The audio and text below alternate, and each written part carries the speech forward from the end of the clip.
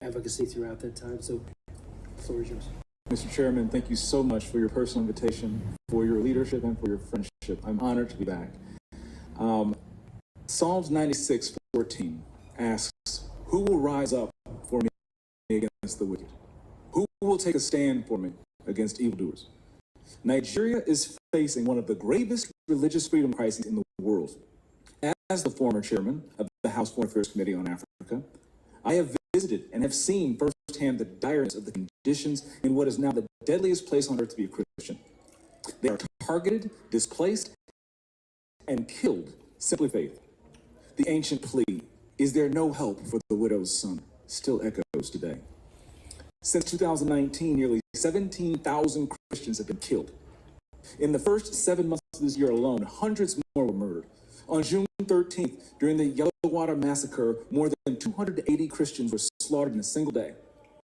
These are not isolated tragedies, but a sustained pattern of religiously motivated violence, often ignored or even enabled by the government.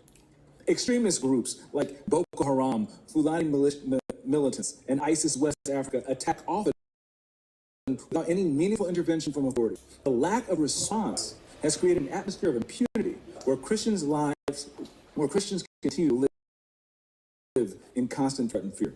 The United States has previously recognized this crisis. President Trump not only designated Nigeria as a country of particular concern during his first term, but redesignated it again in his second term after President Biden inexplicably removed that designation. Religious persecution is tied to political repression and weakening institutions in Nigeria. Example, the detention of Mazi Nnamdi Kanu is a clear example. In 2022, Nigeria's Court of Appeal struck down the charges against him, his release. The UN Working Group on Arbitrary Detention has also called for his unconditional release.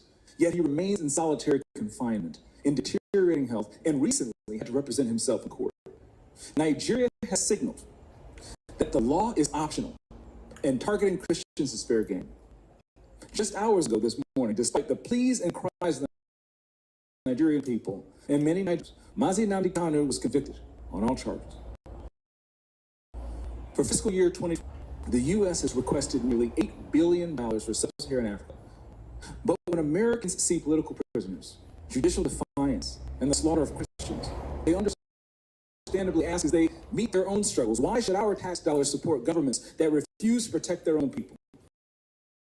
Is our aid being a genocide? Nigeria is a nation of tremendous potential.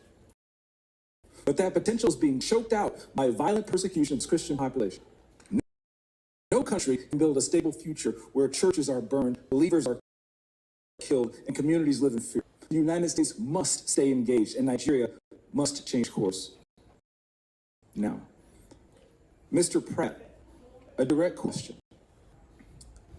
Do you believe in your professional assessment that the government of Nigeria has been infiltrated by jihadists? I do not believe that the government of Nigeria has been infiltrated by jihadists. Okay, because when you look at the selective enforcement of the rule of law, one might question if there are any favoritism or looking the other way when groups are being specifically targeted, despite the fact, as my colleague Mr. Moore mentioned, not enforcing the rule of law with regard to weapons. My next question, how has the Nigerian government reacted since President Trump's country of particular concern designation? They have taken the designation very seriously. There is a senior delegation here now. They will meet with the most senior official of the U.S. government this week. And we have already demarched the government in Abuja and here in Washington on the action plan. And I can say that so far have been positive in terms of cooperation. The Nigerian government needs to do more to address the issue themselves, but what measures are being taken to assist Nigeria to increase its focus on persecution in the Middle Belt? Yes, thank you for your question, Congressman James. As you mentioned, Middle Belt is a particular concern. That's where Christians, you mentioned while, where 250 or 280 Christians were killed, massacred. They were targeted because they were Christians. Churches have been burned there. There have been internally displaced people there. And so we're reviewing all options at the State Department, including Chairman Smith. You mentioned Bureau. We have global Magnitsky Act sanctions. We have other tools at our disposal as well to make sure that Nigeria, the Nigerian government gets the message that it's about the persecution of Christians and other communities as well, particularly Christians right now who are suffering disproportionately in the Middle Belt. Thank you for your answer, Mr. Chairman. Thank you for having me again. God bless you, and good luck. I'm here for you. Thank you, Committee. James, and I want to thank him. In February 2024, he had a very important hearing on Nigeria and other advocacy throughout the time. President Trump says the persecution and killing of Christians in Nigeria is, quote, genocide. Others say it's not quite that simple, but there is no doubt Nigeria has a major problem with mass killings and kidnapping Christians and Muslims going back more than 10 years. This week, 2 more mass abductions at schools in the country's northwest. Hundreds of children taken from a Catholic school yesterday. One bishop urging action there. Without quick intervention, Christianity risks elimination in parts of northern and middle belt Nigeria within a very short time. The church alone cannot stop the killings. It requires coordinated political, military, and humanitarian intervention. Mr. Chairman and members, the blood of Nigerian Christians cries out to you people. We cannot afford to wait any longer.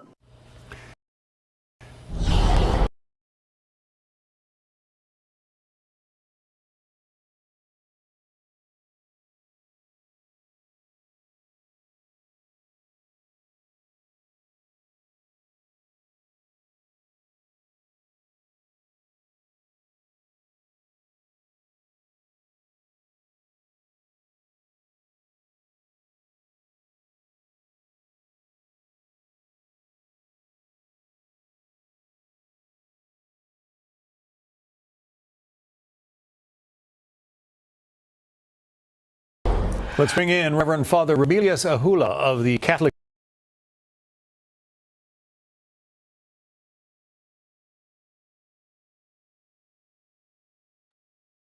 since 2001. So it's not just 10 years like people want to refer to.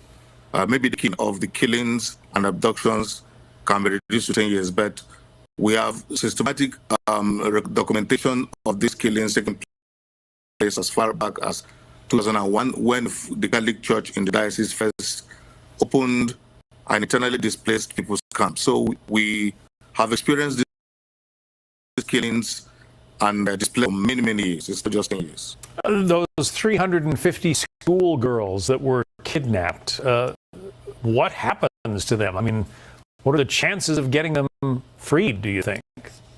Very little. Sorry to say. And I say very little because this is not the first. If you have followed the history of Nigeria in the recent past, school girls were kidnapped in 2014. In 2015, others were kidnapped. There is a famous girl who was kidnapped in Dapchi alongside other girls that is called Leah Sharibu. She's not been returned to her parents, to her family up till now.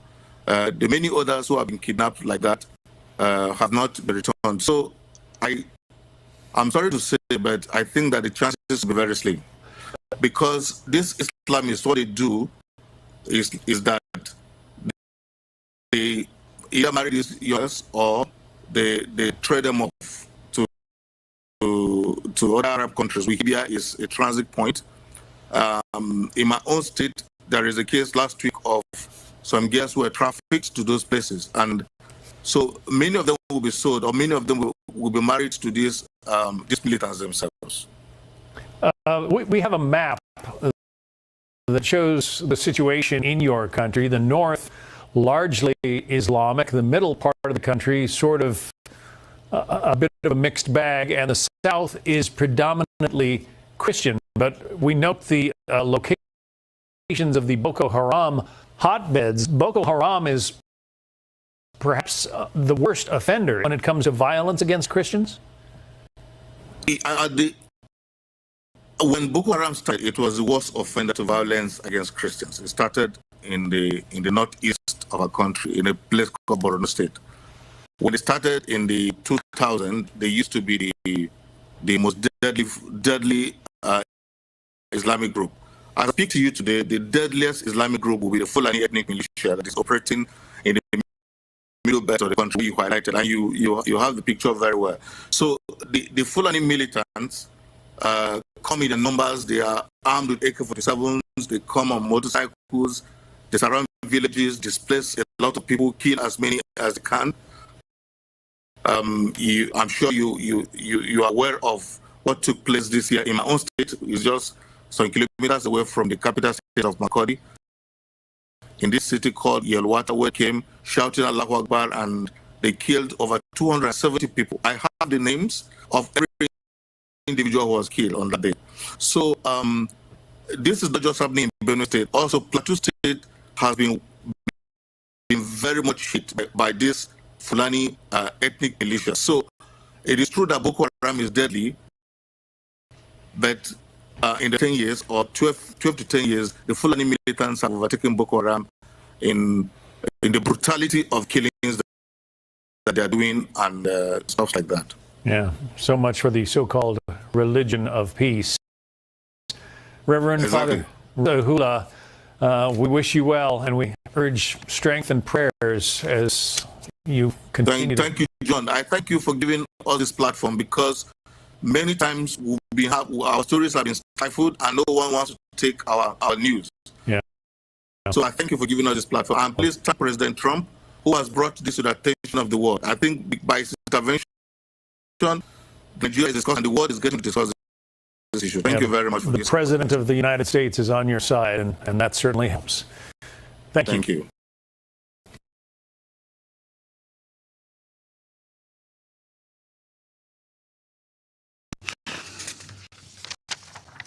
I resume my function as President of the Council. I now give the floor to Good morning, His Academic Highness, and welcome to the platform, the questionnaire this morning. Academic Highness, I can't see you again.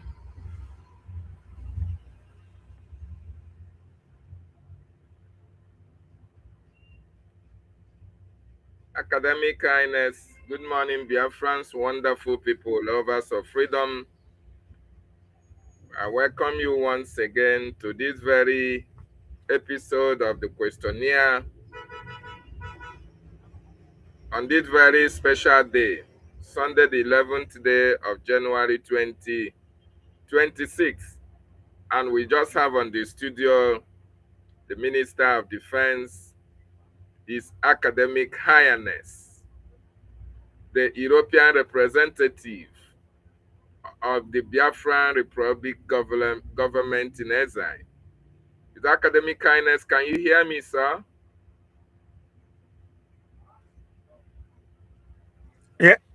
Yeah, my brother, I can hear you. Can you hear me too? Yes, good morning. Yes, I can hear you, sir. Welcome. Welcome to the questionnaire platform this morning. Yeah, thank you, sir. The Spirit of God made me to click your link, and I'm here to listen to you, though I'm still on the way. Okay, God bless sir. Biafrans. God bless Biafrans. Yes, sir. That's the question. Okay. I just want to ask you, as what is happening today is not here, but when he comes back, we'll try to know what is the position of the Defense Department in relation to what the American government are doing, trying to hold into account all those financiers and supporters of terrorism. So while we are waiting for Academic Highness, we'll still be playing our video.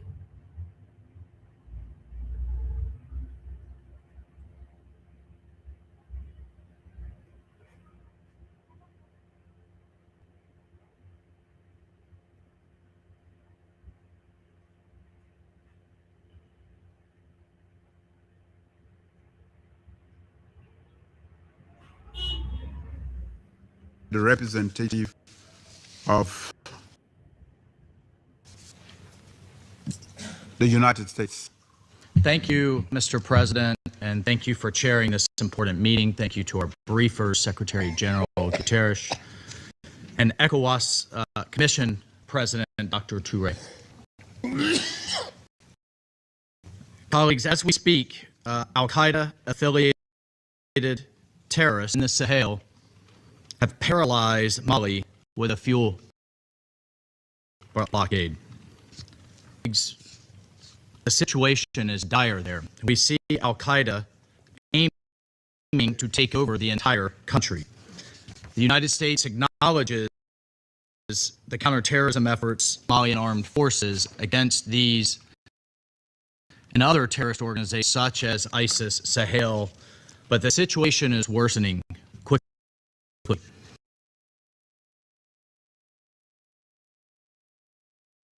Academic kindness, perhaps you have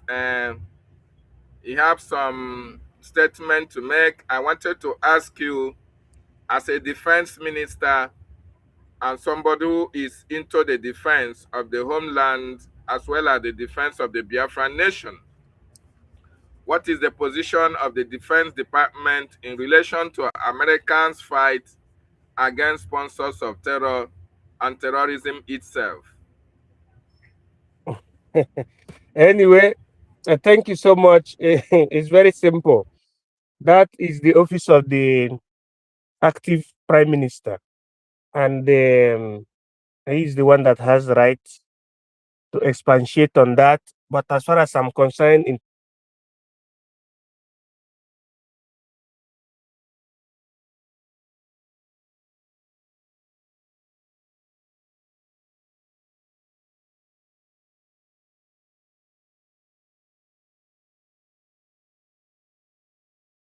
We remained deeply concerned about the incidents of kidnapping, the incidents of hostage taking across the Sahel as a means to finance the terrorist activities. Unfortunately, since the veto of the UN sanctions regime in 2023, it has been deeply disappointing to see Mali's security situation continue to deteriorate. That decision removed critical tools from the international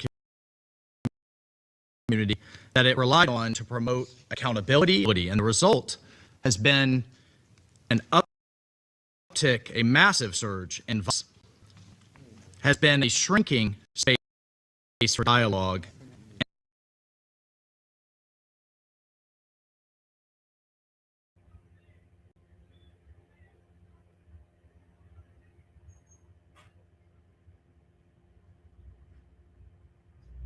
Yeah, academic kindness, can you hear me now? yeah, I can hear you. We're having snow here, so that's why you're seeing all those discrepancies. But there is no problem. I wanted to say that question you asked is exclusively to the office of the active prime minister, Honorable Gechikunkere. It's not something to be disclosed like that, but our people are ready to take the bull by the horn. I know you that the whole world powers have understood that the Christians are the one bearing the brunt, and we are being persecuted. When we talk about Christians, it means the Biafrans, because it is the Biafrans that accepted Christianity during the time of colonial, the colonial period. The Biafrans accepted Christianity, not the Northerners. It was Biafrans that took Christianity to the north, right? The first Christian denomination was created by Bishop Samuel Ajayi Crowther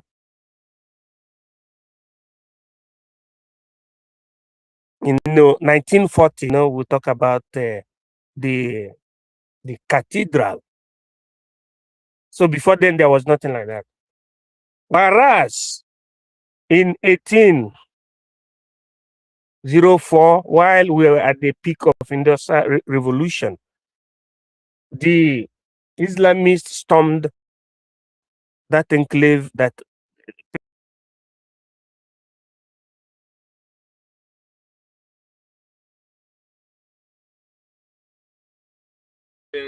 We're having some challenges, like academic kindness said.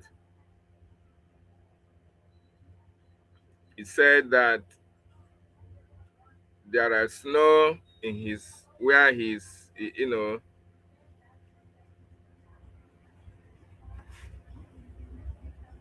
yes, we are having some challenges, and he's back. He's back. Yeah, welcome back.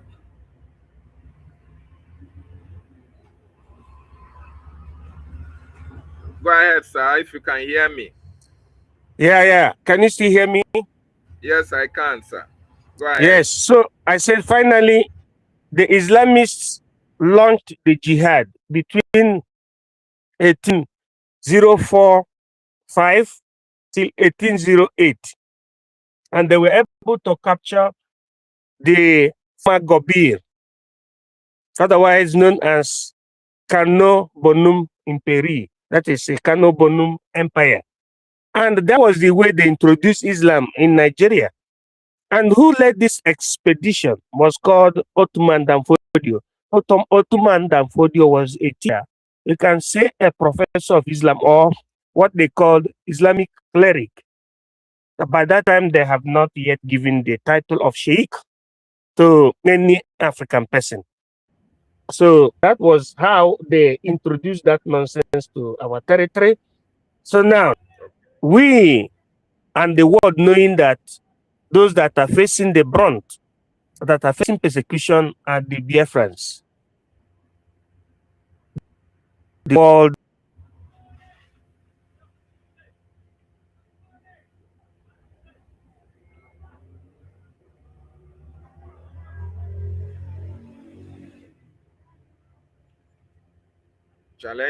Challenges upon challenges. Yes, those who are facing the brunt is the Biafran people. The persecution of Biafran people started far back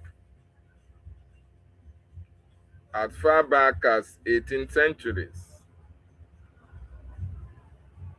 Skyrocketed between 1967 to 70. But we are here. Go ahead, sir. Welcome back. So we'll be managing the situation. What I'm saying is that the world has already understood that who caged our people are these unscrupulous Mujahid Arab, the Muslims, caged our people. And we don't need to demonstrate more for them to see that we're being persecuted. They've already understood that we're persecuted. What is left for us is to grab this opportunity to support our government. Our people need to understand the role of government. Exactly. Our people need to understand the role of government, appreciate that role, and embrace it, especially when the government activities and role are towards the betterment of the masses. When the government is fighting for you, when the government is speaking for you, when the government is defending you, you should as well assist the government in making sure that its programs are implemented. Go ahead, sir. Yeah, what I was saying is this: our people need to support our government. Our people are supposed to know where they belong to. Nigeria is not our thing. Our people should understand that Nigeria is not our thing. It is a thing created by British people. British people came into our land as slave merchants. They entered into Africa as slave merchants. Anything they created that is not yet destroyed is still the property of enslavement and slavery. That is what most Nigerians believed intellectuals are yet to understand and comprehend. If they did not understand what India understood, what Burkina Faso understood, what Ghana understood, and therefore changed, even the place you call Zimbabwe, Zambia, Congo Brazzaville understood, and changed. All these people changed that colonial artifact, slavery name, and practices into autochthonal name, like Congo Brazzaville was changed after the time of Mobutu, President Mobutu. So, although they call him dictator, they changed it to DRC, Democratic Republic of Congo. DRC, Democratic Republic of Congo, was formerly called Congo Brazzaville. Am I lying, my brother? No, you are right, sir. You are right. Okay. Congo Brazzaville. If you listen to that name, you see it has French connotation in terms of phonetic. Right? Exactly. Now you have DRC. That is to tell you that the children of Congo, of the Bukongo, ex-Bukongo, during the time before this Leopold of Belgium stormed into their territory. So now they said DRC, that is Democratic, as prefix, Republic of Congo. Now, Ghana was called Gold Coast. Then they transmogrified it from Gold Coast to Ghana. Ghana means the recognition of indigenous ethnic groups. You have in that area. You have in Ghana, you have the Ashanti in the abbreviation. Ghana is just abbreviation. But the abbreviation has to do with the indigenous people that are there in that territory. You have Hausa also there. You have Ashanti. Ashanti has to do with the lineage of Igbo, the indigenous Biafran people. You see Ashanti. Okay. Then you have Hausa, which are also indigenous. So you have Nupe also. We have, those, as a Ghanaian people, what is the meaning of Ghana? Ghana. Then they will tell you that it has to do with the recognition of the people of the indigenous people that you see in that place in ex-Gold Coast. The same thing happened in Burkina Faso. Burkina Faso was called Upper Volta. Are you still hearing me, brother? I can hear you. You are Yes, coming out. Burkina Faso was called Upper Volta. Upper Volta is French, has French connotation. It has nothing to, it does not reflect to the indigenous people. And when they understood, under the leadership of Thomas Sankara, may he so rest in peace, he changed it to Burkina Faso. Burkina Faso has to do with African name, meaning land of the upright. You see? But during this time, Nigerian people, the whole intellectuals, they just give them big doctorate degree, PhD, like the one they gave to Awolowo, and the one they gave to the other one from our own area. It's called Namde. Azikiwe, doctor without understanding lacuna of politics. Exactly. You see, doctor. As at that time, nobody is talking about professor. Talk about doctor. So they said, doctor, take this doctor, go and destroy your people. Then they accepted it. They did not fight against colonial master. Nigeria did not fight against colonial master. The decolonization was forced by the humongous United States of America. That's why all these Chimamandas and the rest, they are not qualified to talk with people like us are, because they don't understand the lacuna. Because for you to say you're educated, you should challenge white men. You should challenge white men. White colonialism, you should challenge them. Not that you should fight them like the Muslims. No, you challenge them intellectually. You challenge them. They will know that you have known what they know. Then they say, good. They will collaborate with you. They will cooperate. Nigeria, do you know that Nigeria did not fight colonial master for independence? Nigeria depended on transition. And they said, the history said that Britain led Nigeria towards independence. No, Britain did not lead Nigeria towards independence. Britain was forced by America to, to decolonize. I'm coming. When did it happen? It happened after the creation of United Nations organization in 1945 after the Hiroshima and Nagasaki, eruption. There was a creation within Europe and America that unified militarily Europe, America, that NAFTA and Europe organization. That is what you call treaty, the treaty of the Iron Pact, the post-Iron Pact gave birth to the creation of NATO. After the creation of NATO, they gave a possibility for America to chase away the European colonial masters, especially Britain and France. They forced Britain to leave the colonized territory. But Nigeria did not fight. If not, the flag of Nigeria should have been red, green, and something white. But I think the flag of Nigeria, there is nothing like red. Am I lying, moderator? You are right. You are right, sir. There is nothing like red in Nigerian flag. But there is red in British flag. There is red in American flag. There is red in the flag of Ghana. There is red in the flag of Burkina Faso. There is red in the flag of Rhodesia, ex-Rhodesia, known as Zimbabwe. There is red in the flag of the country known as Zambia.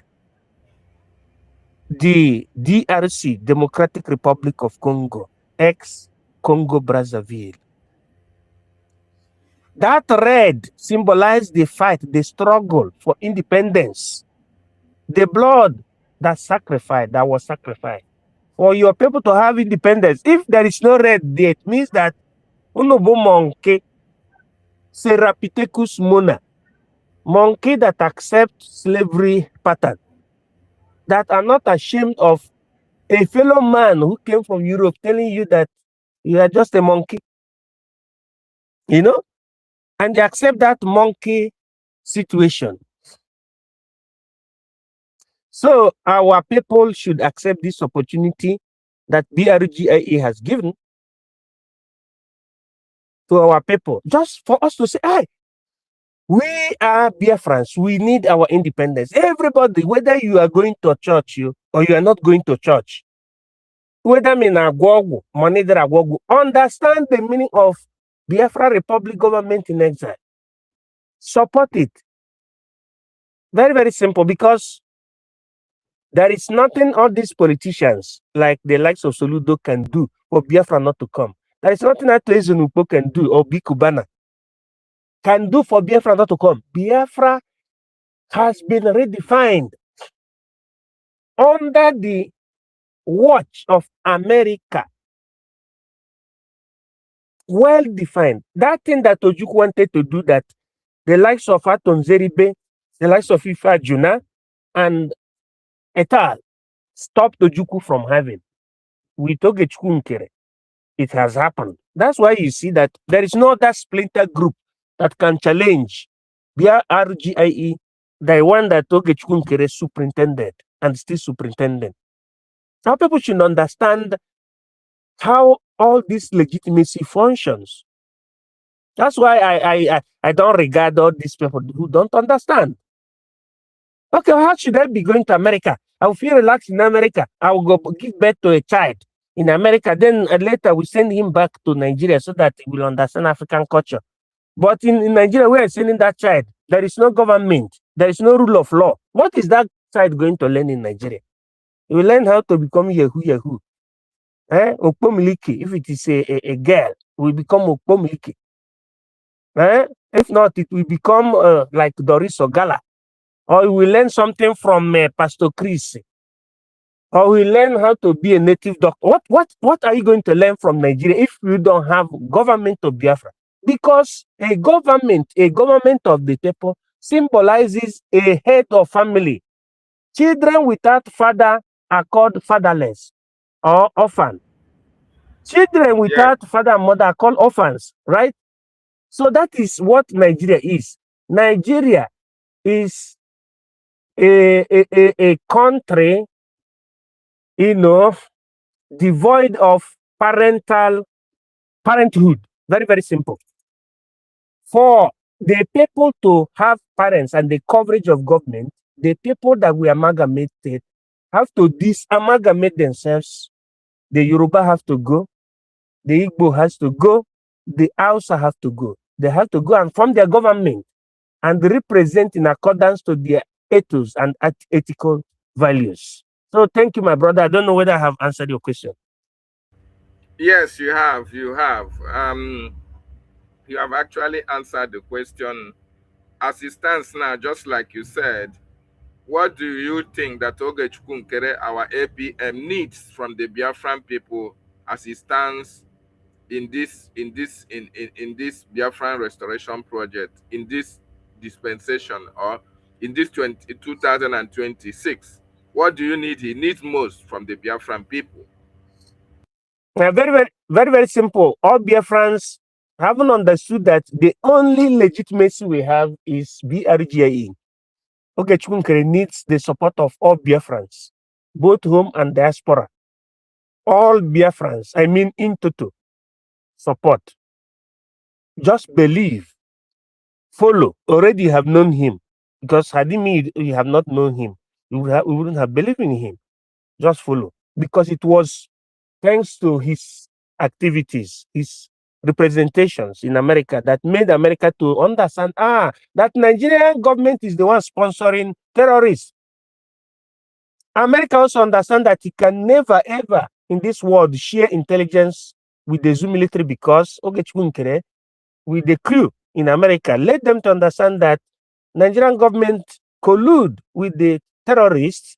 They took terrorists from Bush, they put them in the military, and they become Boko Haram. Inside the military, they become the Ishwap, meaning Islamic State in West African province. They become Lakurua. They become Shege Waka Shege Yamutu Minene Kazomina Zemba Kakashi. All these things are terrorist formations that they had in Nigeria, bushes that they have brought into the military. And they're the one terrorizing the people, abducting Christians, abducting Biafrans, destroying the government, turning law upside down, turning a secular state into religious of Islam, unicellular, religious system. Instead of being a country where there is freedom or multiplicity of religion, they have turned to Islamic system. As we are talking practically, the main principal bank operative in Nigeria is known as Sukuk Bank. Sukuk Bank was created by the Islamic ulamas and the bazaars, and they turned it to Taj Bank, and that is what most people are using in doing project today. And after the project, they say, that is my land. That is to economically Islamize, Islamize the whole country and subjugate and also further change their demography. So our people need total compliance and respect to Ogechukwu Nkere. Okay, outside the respect, what kind of support does he need? Is it moral support? We need, because I've said giving support, that was under moral support. You still need economic support. I want people to go and study how the Israelites did cooperate during the time they were trying to liberate themselves from the Holocaust caused by Europe, where a situation whereby Israelites were being encircled, were being mapped out for elimination. It was called anti-Semitism. And these Israelites organized themselves under the auspices of Zionism. Know you, Mount Zion. Mount Zion is the land of God. It's the aspiration of the people of God. They formed the Zionist organization. Zionist organization acted so swiftly, and they organized themselves, especially in the United States of America and also in certain European states that were not part of the fascist and Nazi system. And there was another also movement organization that was called Movement for the Liberation of Palestine. And these people co-joined and made sure that they supported Israelis' cause for liberation economically and ergonomically. So what Ogechukwu need, apart from moral support, is economic support by donating through the website www.biafrarepublicgovernment.org/tax for donate. Government in full spelling. That's what Ogechukwu need. Thank you. Thank you so much, our defense chief. What about the Biafran defense forces in the homeland? What is responsible for the total protection of Biafra land? When you support BRGIE, you have supported the defense. If you didn't support your government and you go against your government, practically you are going against your defenders. BRGIE is the head, and BDF is under BRGIE. Very, very simple, and they're loyal to BRGIE. Going against Ogechukwu means going against BDF. So we must support. And our military will be consolidated. They are intact, they are consolidated, but we need more support. Our people need to support their own.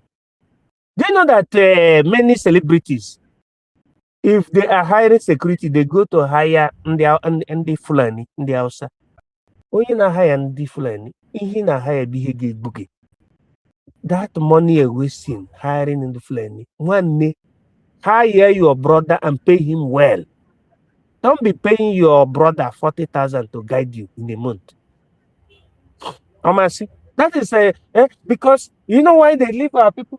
They don't want to hire our security. They go to hire Fulani because Fulani say, 20,000 is good. You don't know that one day kidnap or terrorize your village. Hire security of your own brother. Pay him well. There's no need of running to your enemy. Fulanis are your enemies. Don't hire Fulani protectors. Don't. This is the mistake our people make. Thank you. Exactly. People have made that mistake, even putting them at their guiders in the house as gatekeepers. You see, all these things are some of the problems that our people have encountered when you put somebody who you don't know where he's coming from as your megad. And in some cases, these people are the ones who plan your kidnappings. They are the ones who plan your assassination because they want to take over your property. It is very, very unfortunate that our people fell into that kind of situation. But right now that we are creating this awareness, it's very important that our people now have to learn from the mistake that other people have made. Now, I wanted to ask you, a lot of people see all these good things, all the good works of Ogechukwu and Biafran government in exile, but yet they fall short of their support. Even some people who see the good work try to destroy it. What must be responsible, or what do you think is responsible for all these sabotages that we are having here and there? There are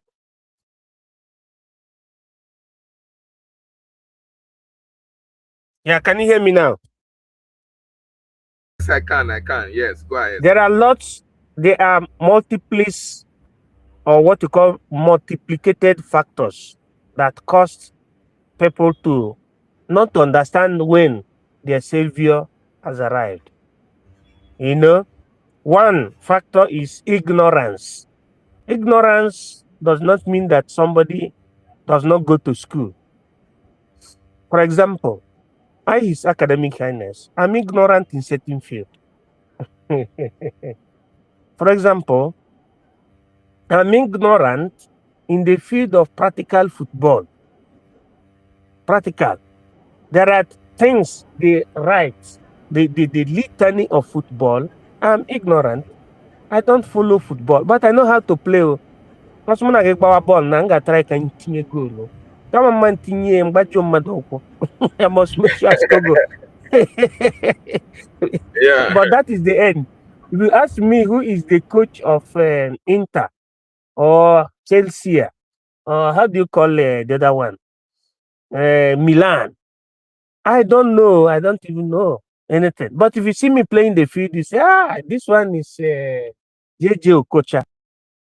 But I will just play for 10 minutes. Yes, of course, like academic kindness was saying, a lot of people have their different, reasons for doing what they do. Some may do it out of ignorance. Some may do it out of hatred. Some are doing it out of envy and jealousy. What you cannot do, and you see me doing it, instead of you to support me, you are trying to fight against what I'm doing. Instead of you to acknowledge the fact that I am doing better than you, and I should need your help, you are now antagonizing me. Yes, go ahead, sir. Welcome back.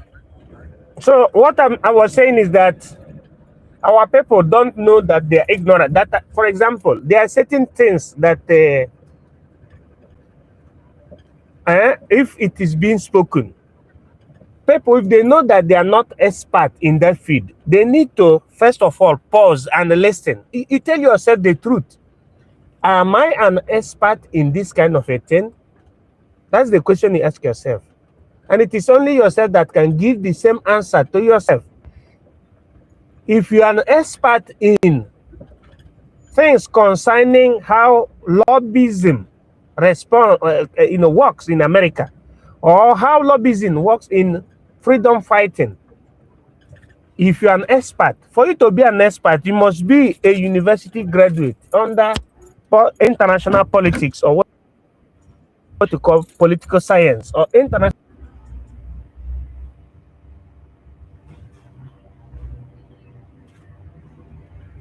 Exactly. We are getting a lot of first class education from our academic highness, the only educated man in the whole of Europe, educating us on why some people choose to be saboteurs, on why some people need to be betrayers.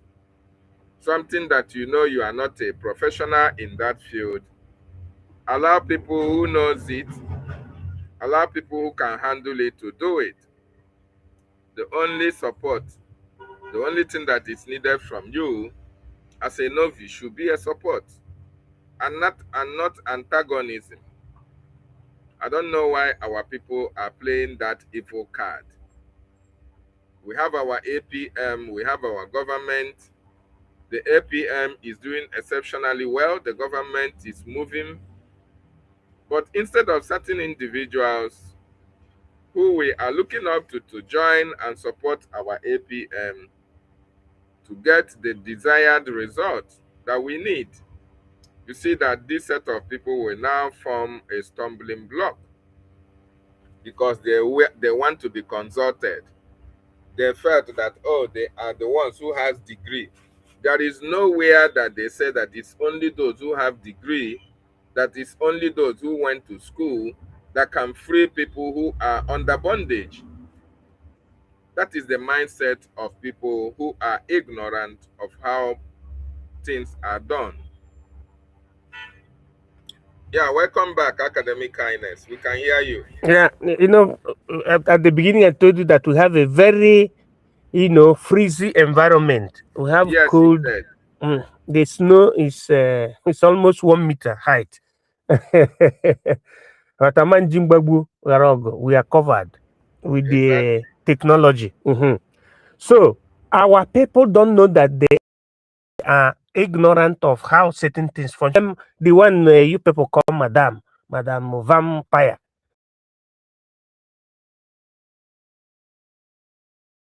Madam Vam. Ignorant is a disease. Ignorant is a problem to certain individuals. People who feel that everything should come from them. People who feel that they know it all. People who feel that it is only their opinion that should count. People who see themselves as the only ones that are responsible. Every other person who knows it better than them, to them, are not responsible. People who are filled with so much envy, hate. People who feel with so much hatred for one another. So they don't see any good in other person except themselves. And it's very unfortunate. Go ahead, sir. Yeah. So I was saying, the one you people know, he does not he does not Yeah. understand anything about how government function. He's not educated also on that field. It's like me now. I'm ignorant in electronics and in mechanics. I just knew few things, Yeah. one or two things.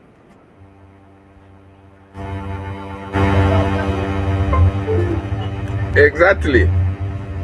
Everybody has his area of specialization. Yes.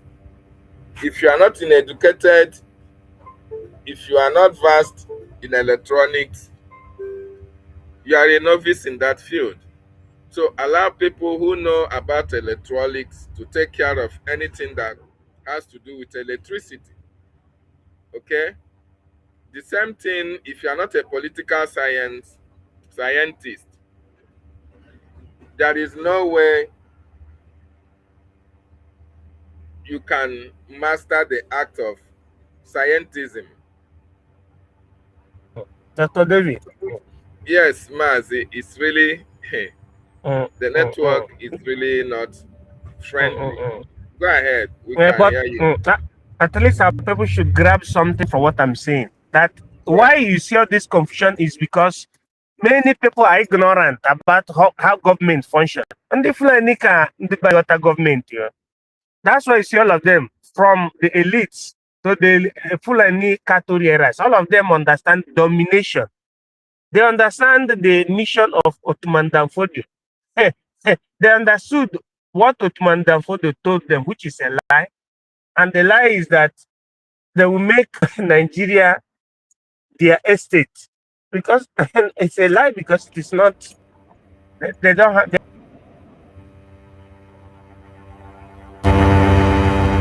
It's a lie, but they believe on it. And they are working on how to make Nigeria their estate. Because they understand that collectivity is key to success.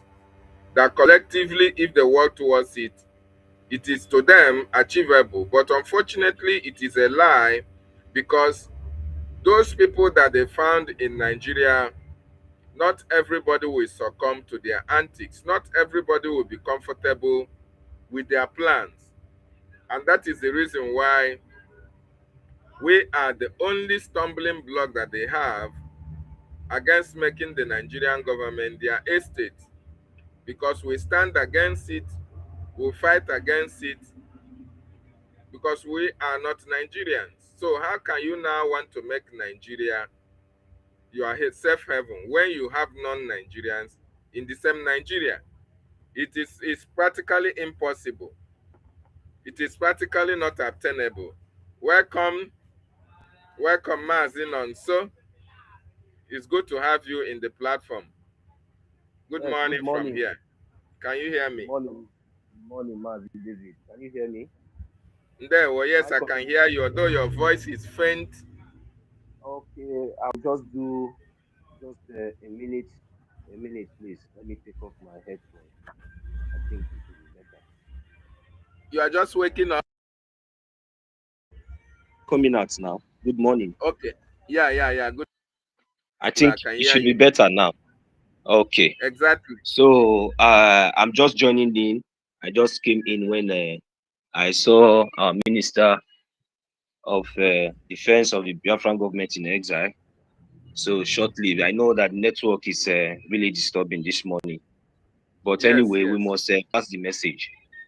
You know, Exactly. for this Janjaweed, this so-called Janjaweed that came from the Sahel, I don't even know has even rejected them. So now they now think that the only place now they will not find their place is the so-called Nigeria. So, but if at all that their father told them that Nigeria will become their estate, so far, if we watch very carefully, if we the Biafran people are very, very smart, we will understand that the Nigeria that they are talking about that they want to turn to their estate is Biafra land, because there is nothing like Nigeria. If I thought that there was not something like Nigeria, have they not conquered enough? All those Benue and all those Plateau and all those areas, all those northern, that since they say they are not northern this and northern that, is it not enough for them to turn to their estate and become their Nigeria there? So if we watch carefully, we'll see that all these things, right from 1967 till today, it is because they have never been able, there have never been time, there have never been any time in any history, anywhere, anytime, any day, that these people has ever even succeeded in every attempt that they have tried Biafran territory. Even though that they have been using the power of force in the name of Nigeria and the name of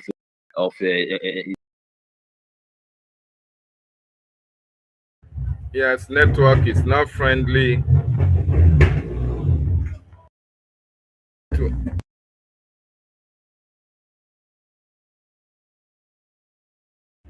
Yes, network is not friendly, but we are going to manage.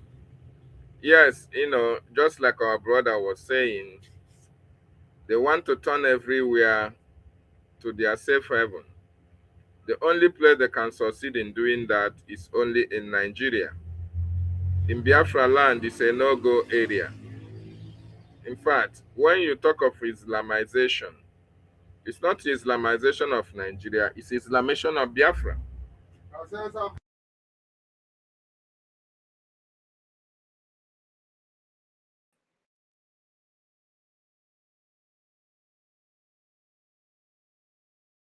And growing risk for civilians across the country and across the region.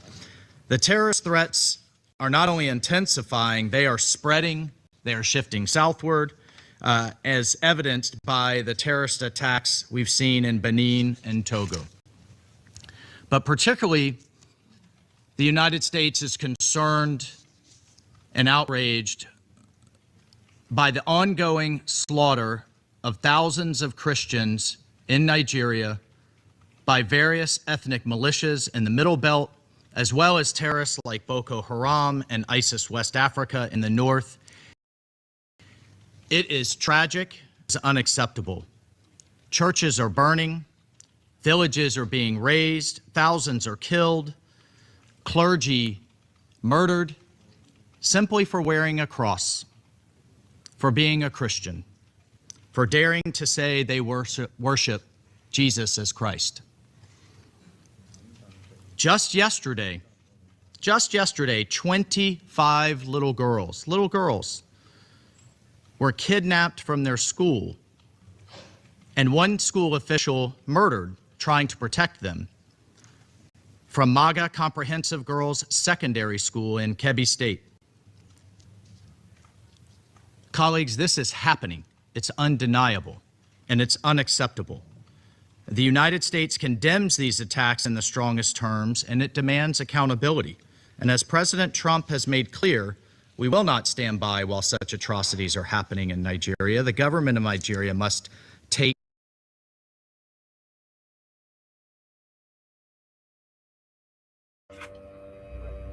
My brother Nonso, please come back. I was a little bit distracted, and I had to make use of the video in order to keep the stream running. Please come back and make your submission. Biafrans, anybody who wants to join us can as well join us on the studio, because we are discussing important things. Okay, first of all, we are talking about 2026, this year that we find ourselves. Okay, Nonso is here. Welcome, my brother. I was a bit distracted, so I have to put the video so that the stream will be running. Welcome. Can you hear me, Nonso? Okay, yes. So, like you were saying, Yes, it so is not possible for them to take over our land because we are here you to protect understand. our land. Go ahead. Thank you very much, my brother. you get the message, my brother. So the Nigeria that the Nigeria that their father told them now is Biafran land. So that is why you see, even since 1967, before now, I wish they had maybe had any little opportunity to succeed or any attempts, just like the way they have been trying for decades. By now, what is the need for we even coming here to start saying we are agitating or maybe we are fighting for our freedom? We have been long forgotten now, long gone. Their missions and everything would have been concluded. Accomplished. So yes, concluded. Yes. So the problem is that the Nigeria that their father told them about, it can never be accomplished without without trespassing Biafran territory. And they understand very well that we are Biafrans. And we Biafrans, we are that mission is mission that can never be accomplished.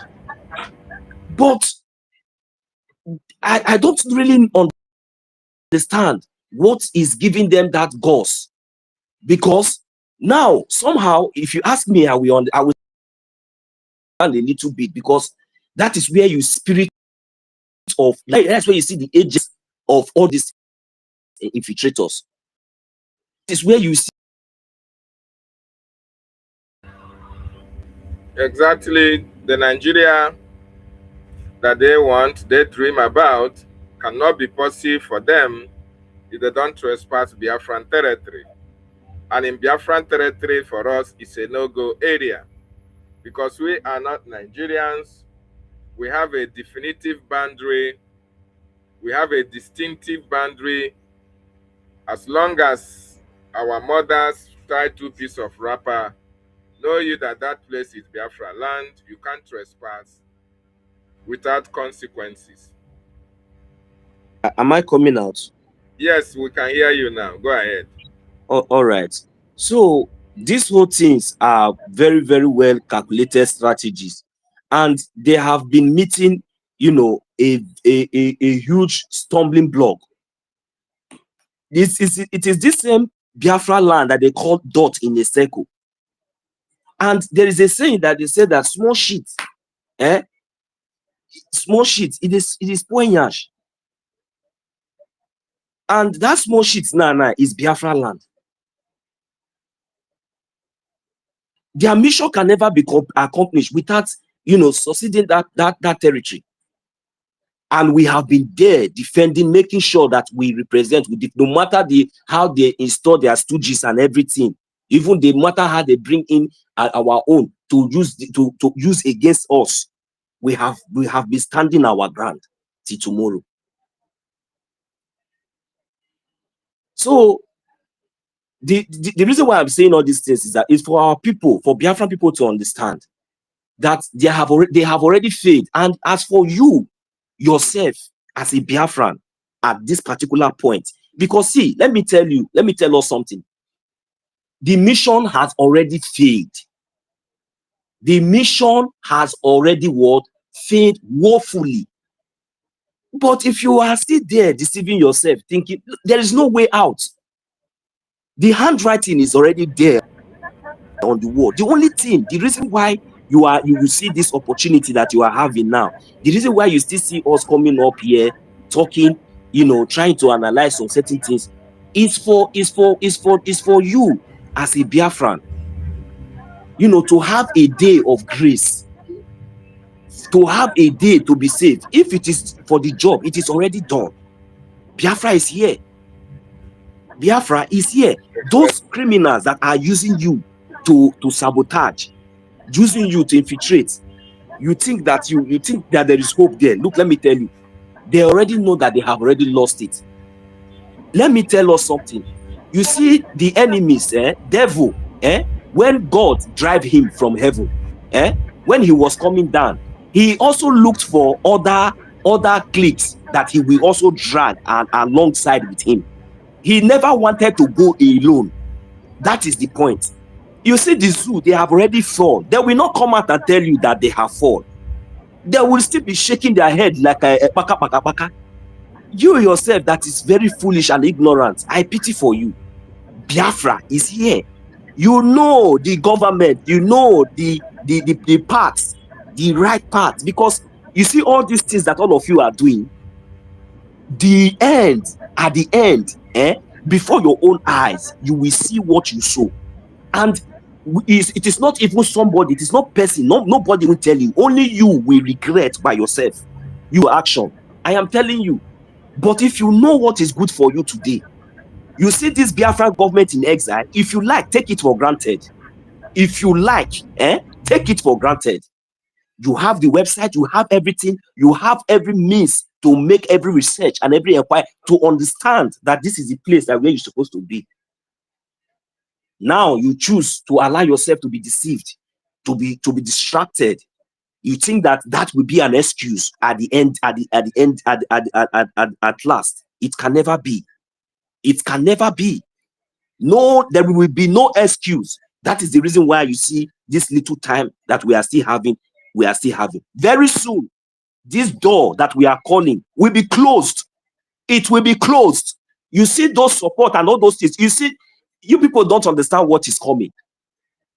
You people don't understand what is coming. You think that you are watching to see how we are going. We are succeeding before your eyes. We are succeeding.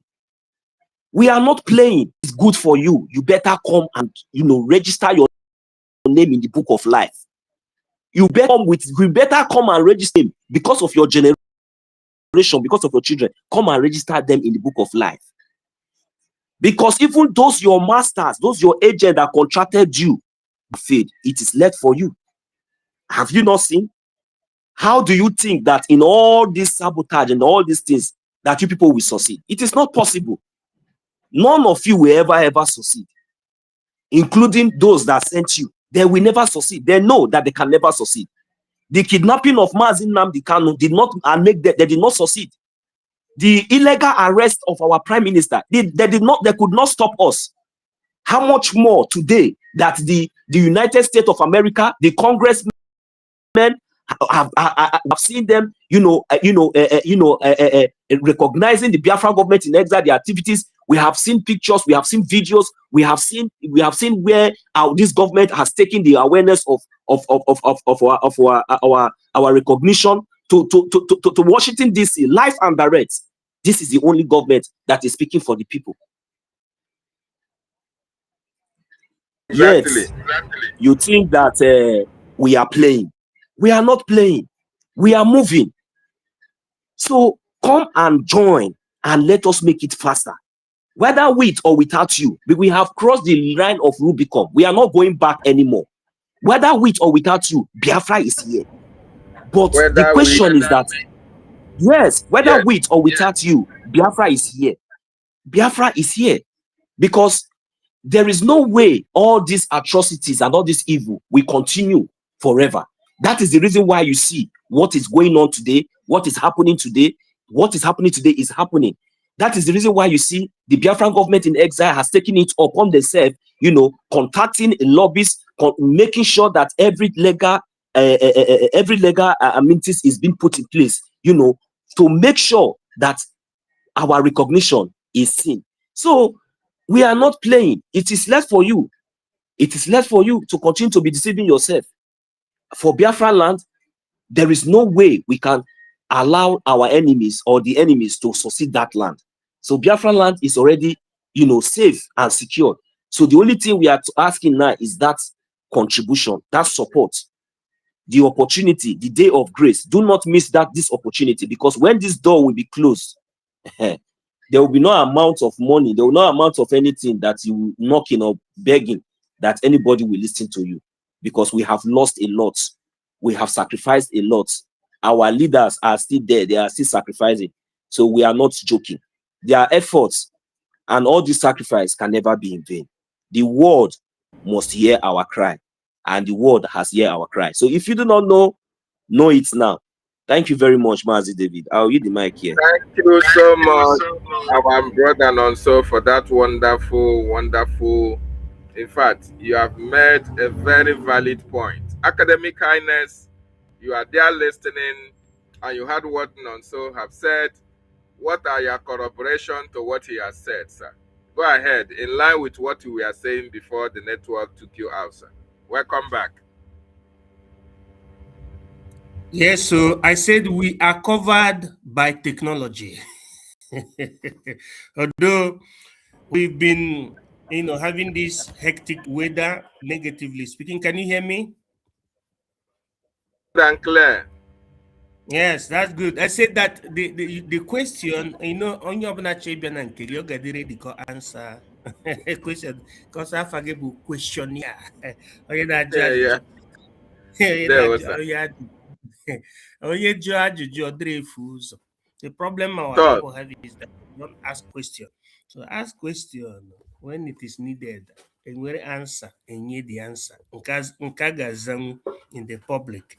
So what I was saying is that the reason why you see our people being let me find the language I use so that it will be understood.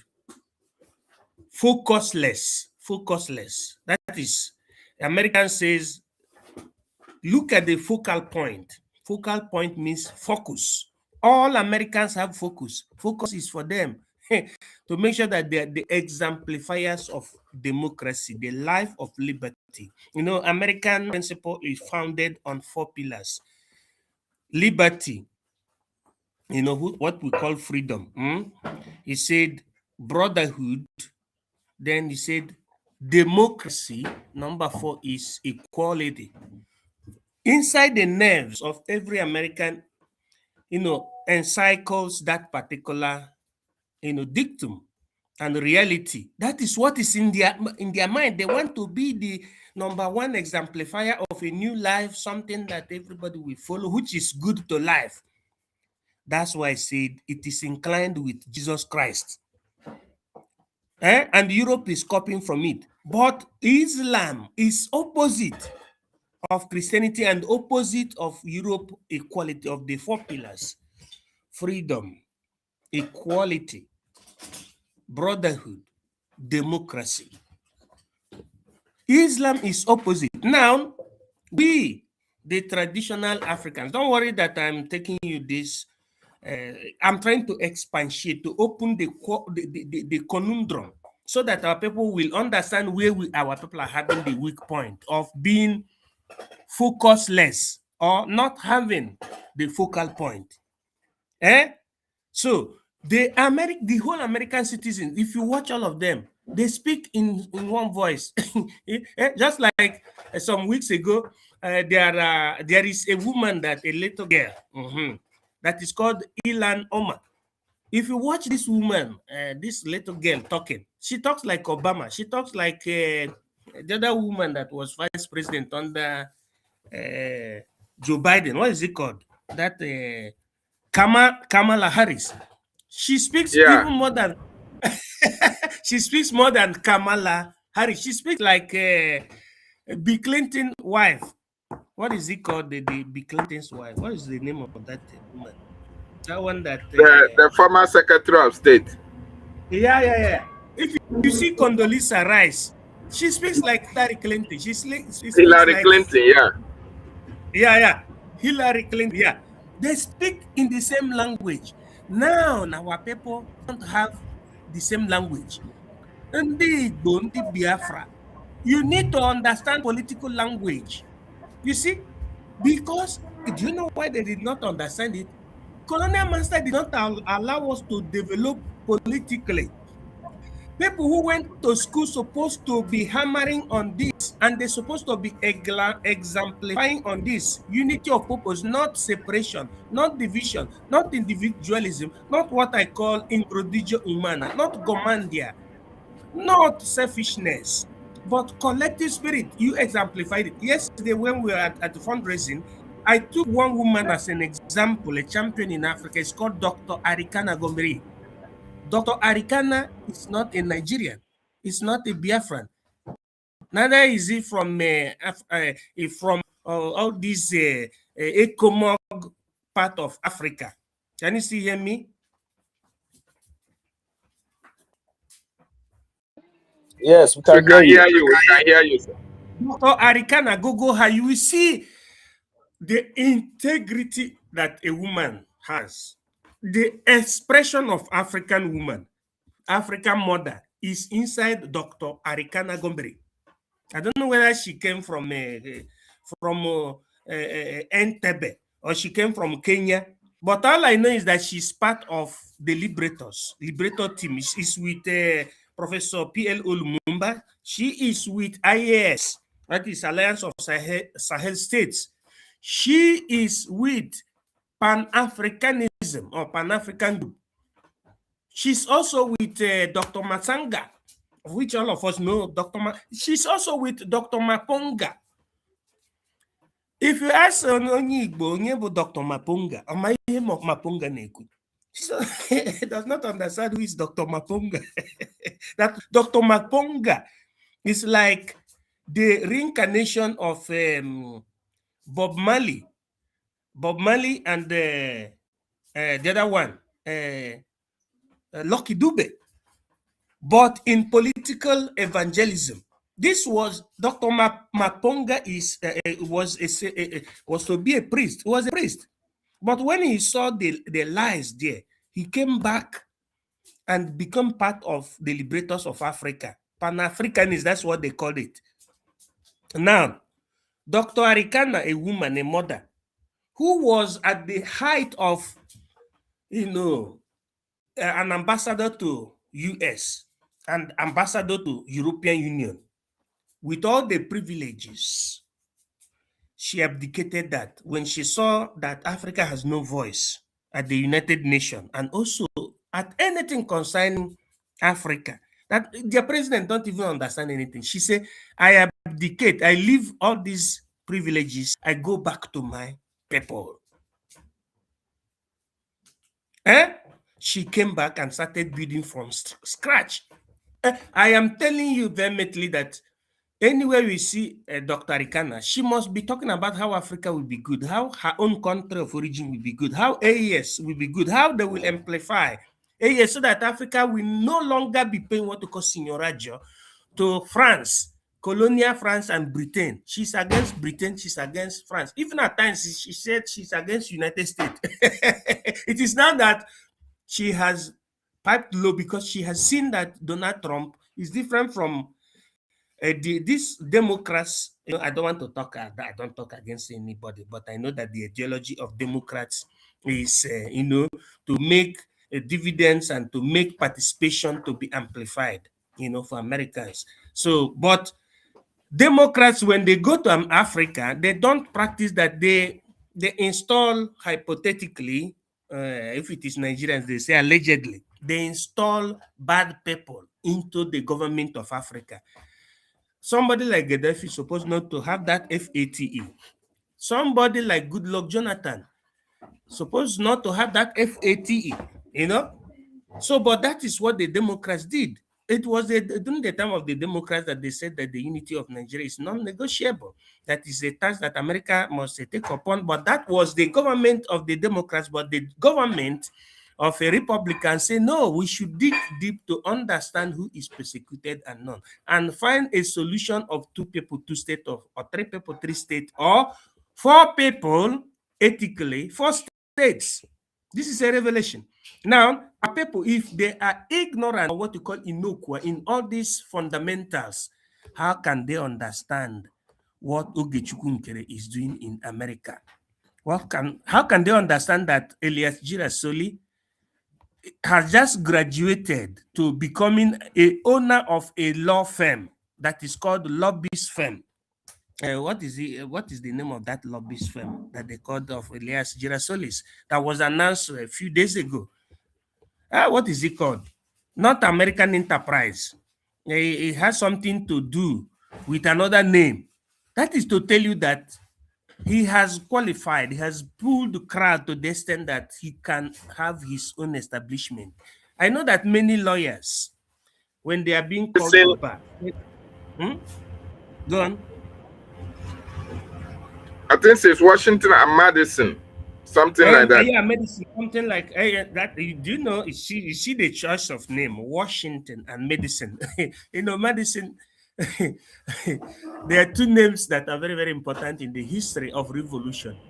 George Washington. When you hear Washington, that is attributed to the activity of George Washington.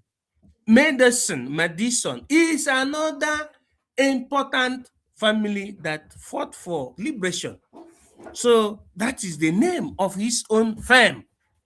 But look at the vampire that does not understand his left from right, who has not even onye na-enwebero ihe ọ ga-eri and nyere family ya can challenge an American qualified lobbyist CIA member.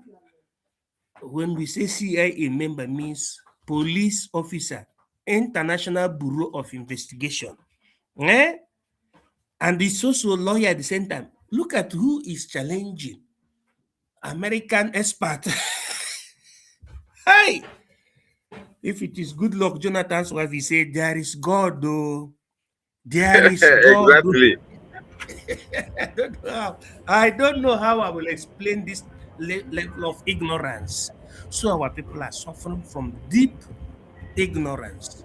But if somebody understands that the person is ignorant, just as I admitted that I'm ignorant in certain field like mechanics, electronics, I'm ignorant. And I don't challenge electricians. I don't challenge mechanics. But you are not qualified in politics. You don't even understand. You'll be bringing yourself too much up. You'll be mixing your village prophecies and many things into it. No. Everybody should respect people based on their own area of specialization. Without Ogechkunkere, how can you get the work, the office of Senator Brian or Rep Brian? That black one, looks like my friend from my village. That black senator, very, very strong senator, Brian. Is it Brian Scott from the United States of America? If Ogechkunkere was not deep-rooted, how can you see the good handwork of Senator Ted Cruz or Senator Moore, Raleigh Moore, or Senatrice? There is a senatrice that I'm waiting for. When that one come out, the very day that senatrice comes out, senator, woman senator, Nigeria, and not due to Ogechkunkere. Now, those people that cannot do what Ogechukwu is doing, and they don't even belong to the clique that enters the government, they become jealous because of their ignorance. I am substantiating my answer to your question on ignorance because there is an epitome that says that he or she that knows that he or she knows not is a compound fool. Yes. Very, very simple. And let me yield my mic for now so that others can still have the opportunity to speak. What I have to say also is that Ogechkunkere is on the right path. There is no difference between Ogechkunkere and Simon Ekpa. Simon Ekpa has done his job, he's still doing his job, but those, according to the principle of leadership and government, those outside will superintend over things that are happening outside. Those inside will superintend over things that are happening inside. Division of labor. All are important. Our people should grab this opportunity and support BRGIE. Because if you're still playing a wheel of music, and the Muslims and the Antichrist knows that you don't understand yourself. You'll be the one to suffer the brunt. They will continue kidnapping your people. If you continue believing in Nigeria of the British that does not function for any good of anybody, you continue believing in that instead of you supporting your exiled government, Brgie, original one that was created according to the will of Nnamdi Kanu, Simon Ekpa, and Ogechukwu Nkere. If you did not know that that is the place you're supposed to garner your support, Igakwa Makwara. Igakwa Makwara means regrettable phenomenon. Thank you for the opportunity I yield for now. Thank you so much, His Academic Highness, for that educative submission. Thank you so much, our brother Nonso, as well. There is something else I want us to look into because sometimes it bothers me a lot. Mazi Nnamdi Kanu said, oh, if you know what to do for Biafra to come, you should do it, that he will even be the first person to support you once you are doing better than himself. Now, what is the reason why some people are waiting for Mazi Nnamdi Kanu to come and give them the Biafra that Ogechukwu Nkere is fighting? Or what is the reason for people waiting for Simon Ekpa and Njoku to come and give them the Biafra that Mazi Nnamdi Kanu spoke about? If they actually believe that Biafra is not the prerogative right of one particular person to give to them, why are they not joining forces at the moment to see that that person that is at the forefront at that particular time, is he not the same Biafra that Mazi Nnamdi Kanu talked about, that person is working for? Then why are they waiting for Mazi Nnamdi Kanu?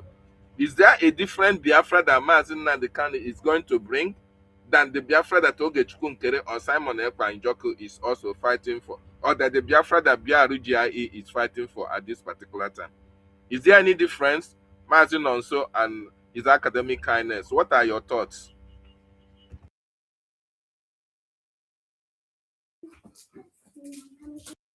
Can you hear me? Can you hear me? Loud and clear. Loud and clear, sir. Good. Yes, that the response is very, very simple. Superficiality. If people have not activated what you call info node, you envisage it within the pituitary gland of every human being. The info node helps you to have a picture of what is happening. But if the info node is not activated through the pituitary gland, the adrenal gland cannot even function. Talk more of the central nervous system. So people follow agitation the way they follow the music of who is that man that sings music that we like in Igbo land? The one we so much from Enugu. Is it Enugu and Anambra State? That one that wears like a woman. What is it called? Shekuku. I'm coming. What is the name? Flavor. I'm coming now. Do you know Flavor? Have you ever seen Flavor play music? Dr. David? Flavor Nabania. Nabania. He sings, Hala Dala Dada Go. Ife Bala Baba Go. Rokotom.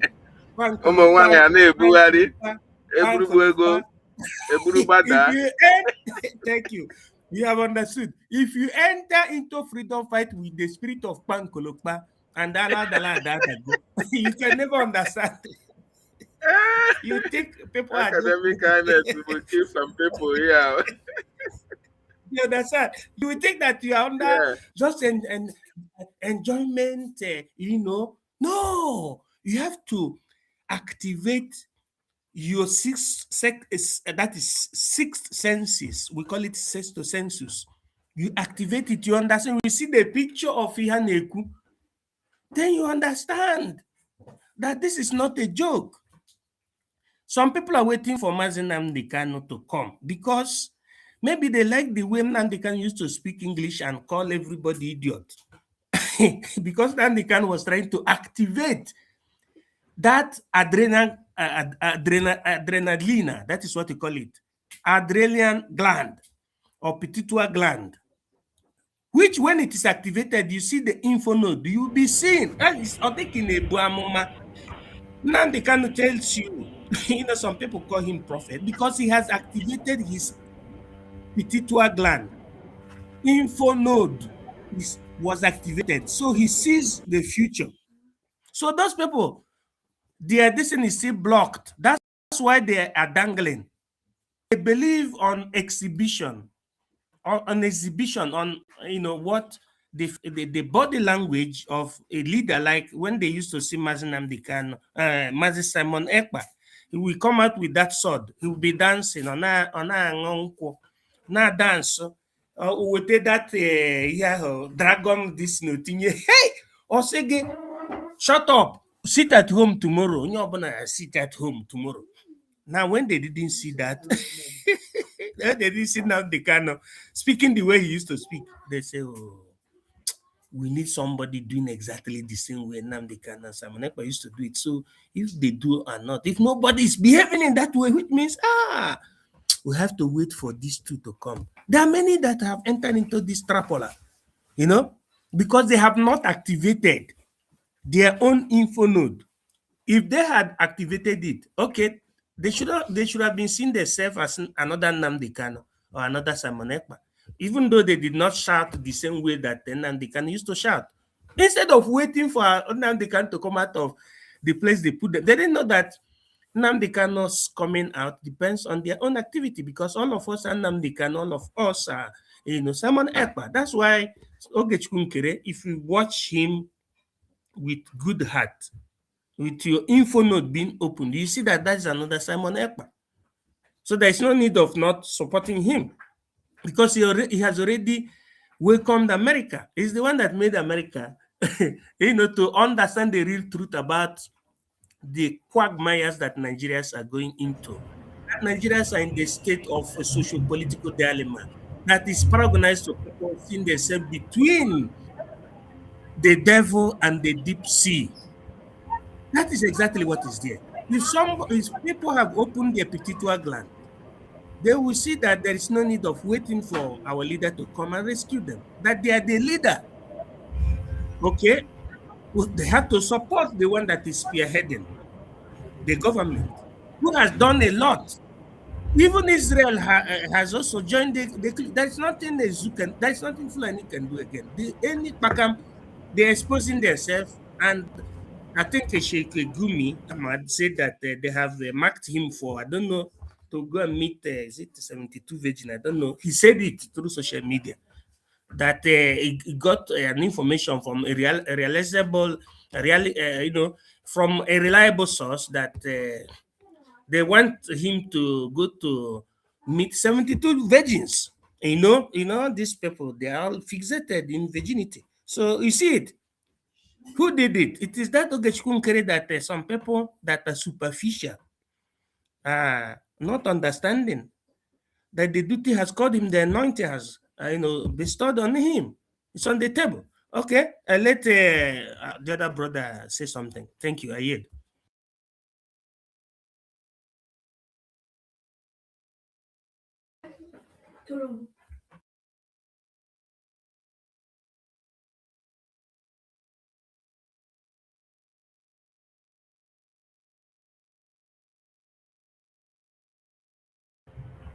Okay, go ahead. The network was flowing. I can hear you now. You were cut off for some minutes, some 1 minute or two, but we can hear you now. Can you hear me, sir? Nonso, are you there?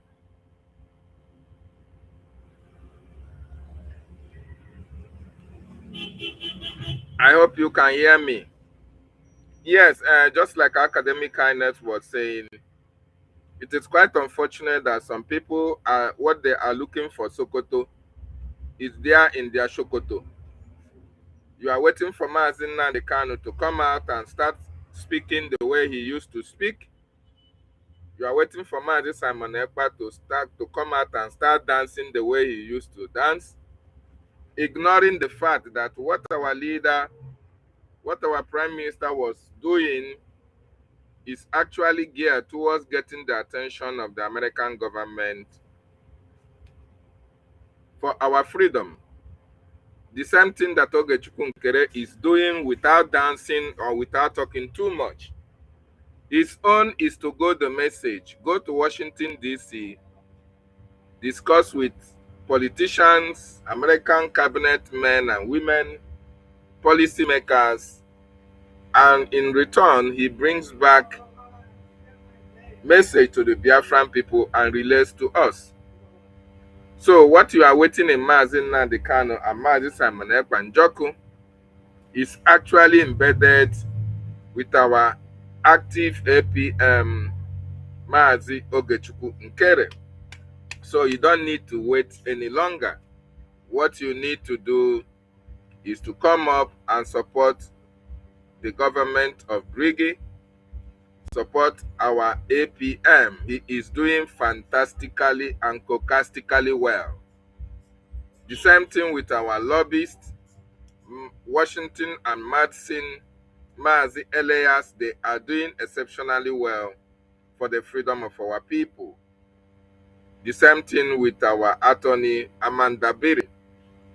And it will be recalled, I want to let our listeners understand that Washington and Madison, Amanda Biri, Moral Global, and other agencies are all working together with our lobbyist Elias. So there is no discrepancies. There is nothing like the propaganda that you see Madam Van and her cohorts trying to put out there in the media to tarnish the image of our esteemed lobbyist. It does not exist. Reminding you that this propaganda has always been there because of the hatred that they have and because of the affiliation with the terrorist Nigerian state. So anybody that is doing the needful, they will always come against that person. They will always fight you. They will always try to antagonize you, call you all manner of names in order to, see if they can destroy what we are doing. But they can never succeed because Anye Ekwechirigo. There is nothing anybody can do to destroy Biafran restoration. So very, very important. So just like we are saying, this 2026, Biafra is very, very visible, but only with the support of every one of us. With the support of those in diaspora, with the support of Biafrans in the homeland. Financial support, that is what is needed at this time. Because the lobbying work that is happening in Washington, D.C., the attorney work that is happening in Washington, D.C., they are being paid for. Okay? So if we have a lot of funds, a lot of projects will be executed in terms of logistics and in terms of lobbying efforts in Washington, D.C. And if you have a lot of funds as well, the Biafran Defense Forces will be equipped to the teeth so that they can evade all these terrorists in our land. So at this critical moment, our time in our liberation, it is funding that is key to Biafran restoration. You can as well, if you want to, give us loan, the special IOU project is still very much ongoing. As a matter of fact, somebody tested me yesterday and was asking about the IOU loan. And I have to explain to the person how it works. So the IOU loan, it's very, very important. A lot of people don't know that they are going to benefit more from the IOU loan. Yes, the IOU loan starts from a ranging of 1,000 a gemma to God knows how much you have in the bank of the enemy that you can be able to put into this liberation.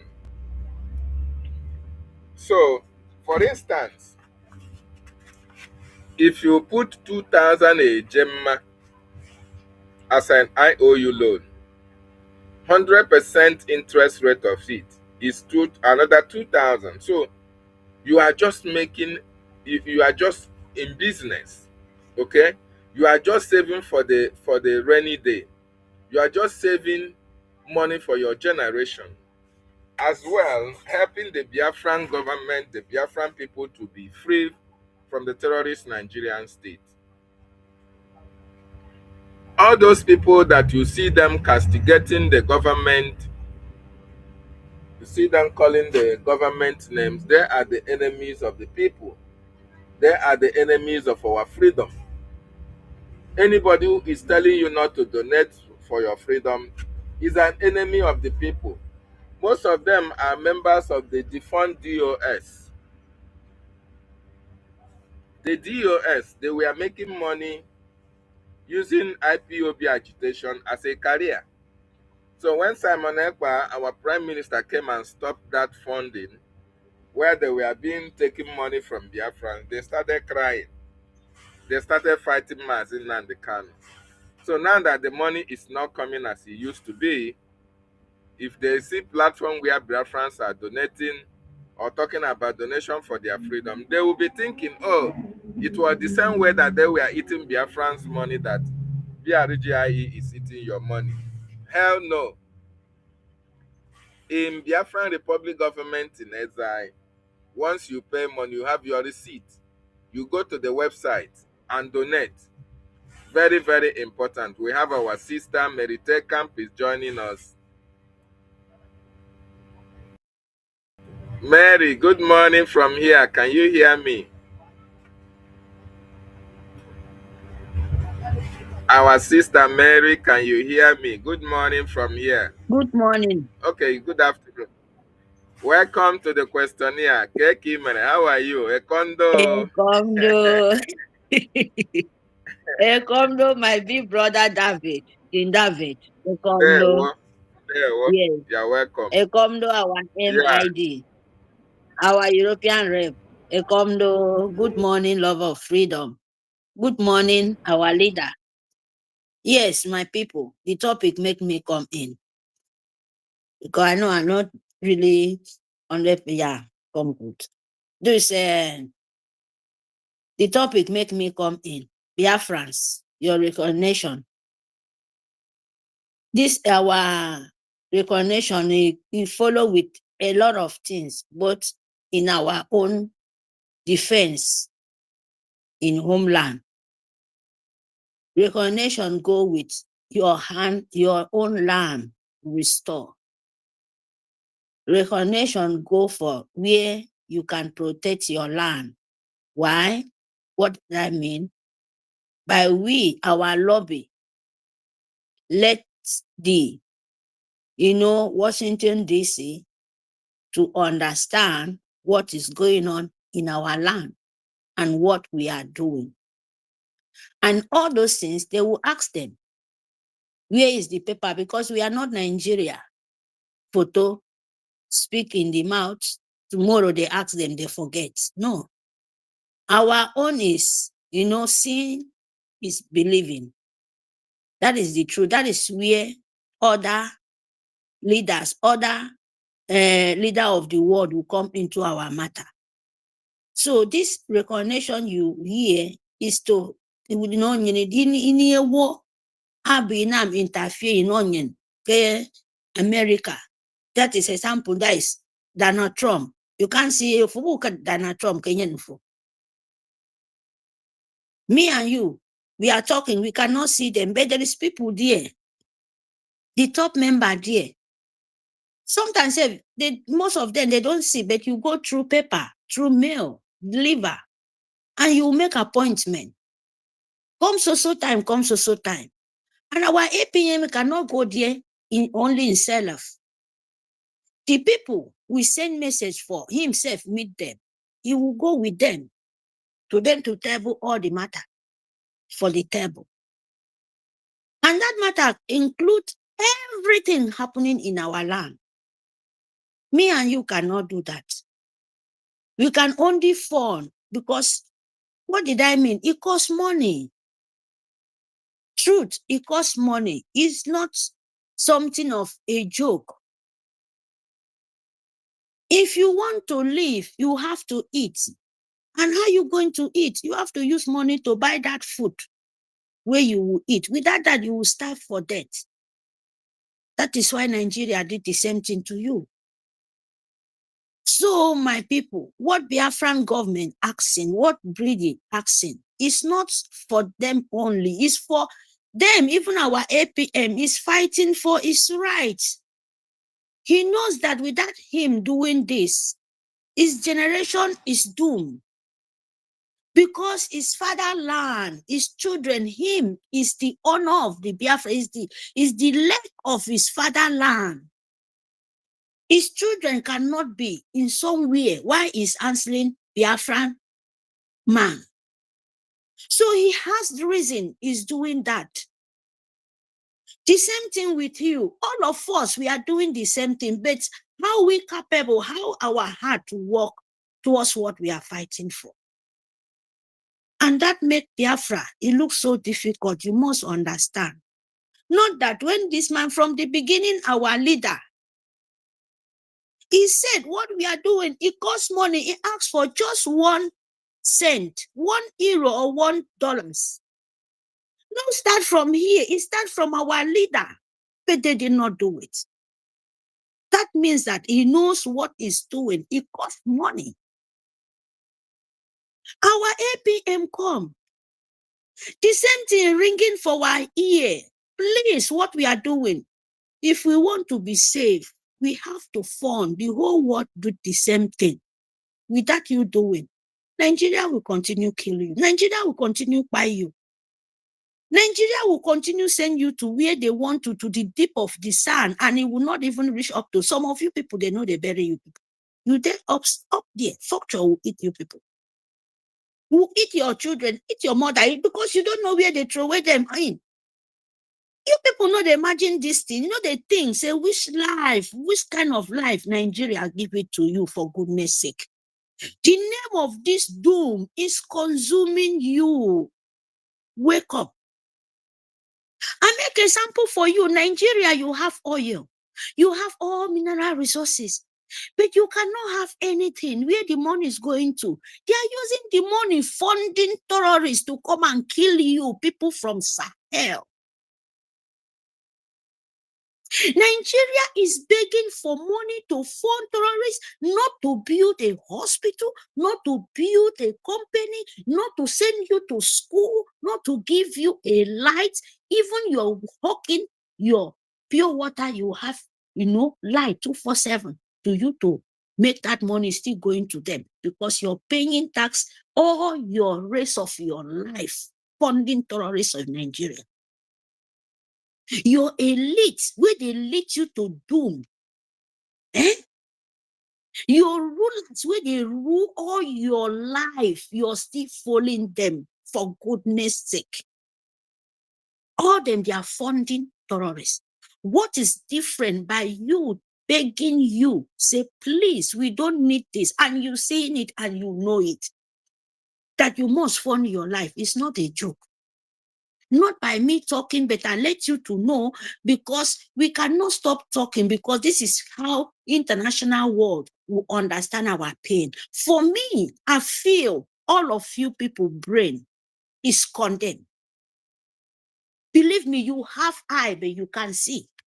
You have the essence, the God brain will give you. But Nigeria, use sufferness, use many kind of blood, what even you seen in the street of you walking, it make your brain is not working anymore.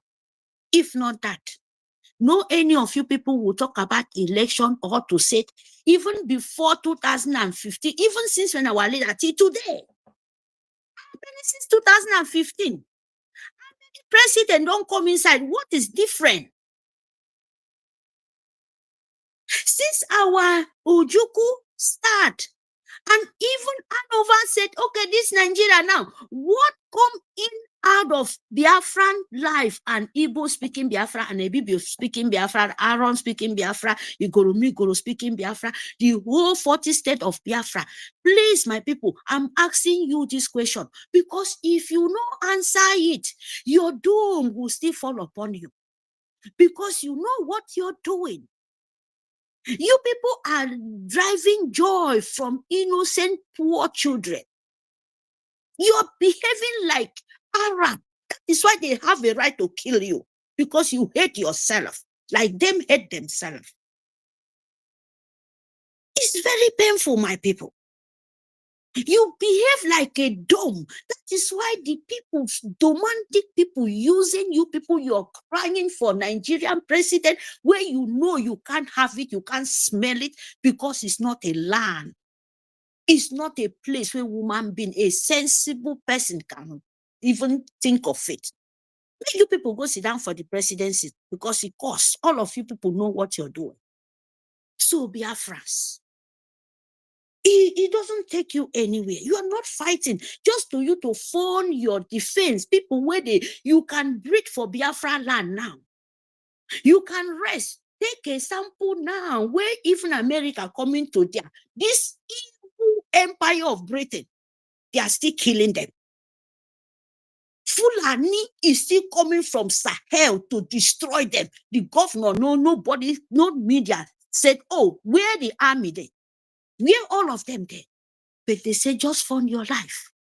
Their border is open. Britain is there, the whole wide world. Even they call this, they won't die with China. China is killing them, is burying them inside because of mining. They are useless them because of their president, their governor, their children is living on top of the help.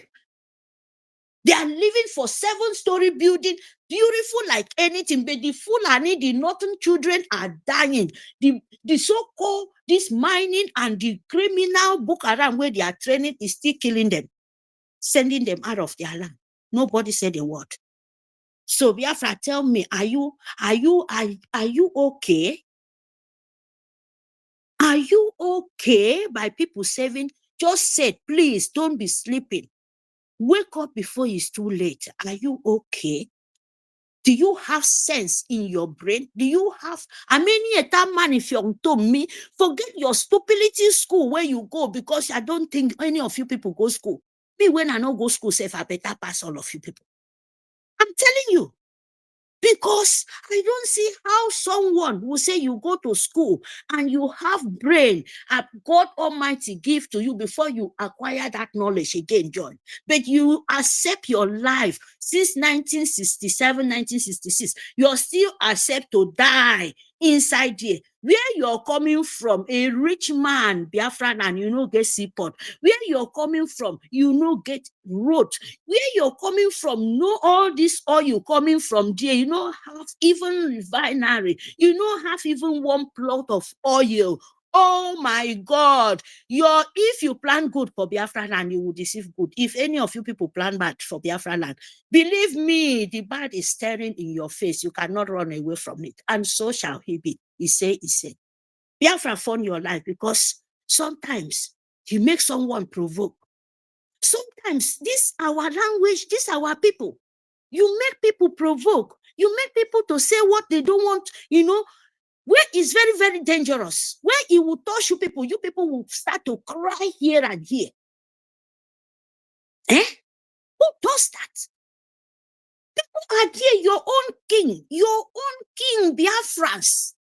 Your own grandson, the king, the throne of Biafra, and you let people who don't even know anything, lavish in life, make mockery of you people. And you think the God of Biafra will forgive you people? Is that what you think? You let your children pay price where they are crying to you to be saved, and your children, your family is enjoying somewhere, and you think their tears will go for nothing. Hell no. Hell no. It will not happen. Anu Kemeke came in this Biafra land to Nigeria. You Kemeke came in this Biafra land to Britain, to we continue to pay the price. No way. We return it this time around for you. 10,000-fold, because very soon we are restoring it. You like it or not, or you people will continue to suffer. You will continue to pay the price. You will not understand where it comes from, because you deserve it. All of you people, no one from A to Z. Both European, both India, both anywhere in this four corners of the earth, you will not have peace. You will not have peace, because you want to sell Africa to the blood-sucking evil, to die what our forefathers, what the God Almighty graced us for. And all of you people want to come and force. Can you force it? Biafra, please, fund your life. Fund your life, because there is no sentiment. Because you don't want to move me da kakira. Ntororoke governor mufobi continue. Anya mufo, ano the foreigner. Na so, ntororoke bi continue. Enya muso mufo, enya nito mufi kamuniege. Mpo no mukerini be your governor is living aneke admu wemeti wonto meru wem kies Nigeria su government. Governor for mufo bante America. Compana mo bante Europe. Ben mufe continue ndi pa kuswe continue ndi pa ken udongo e continue ndi suffer. Prince king mufo moro ba roki tieru kedi yip nyen kere sangal one line. One line okay nyini dogo 40 state of Biafra. Isanga one blood line. Ben mufe yaguto do mo me continue. I fall upon mufo. Mufe ka for ba se ko to bi do go ba sinu mo keke mufe pono. Uken mufi kono ke basinto muken mufe kono demon uken mufe kono Satan edo typhoid. Tem mufe kemeke ndi sumti ibe so odwoko. Inire anything pono mukere work a breathing empire of Lolu Ghana Nigerian sole government. Be mufe continue ndi force ni to mufo ya ebo ofen. Mufe dogo kama we in yampo keneke.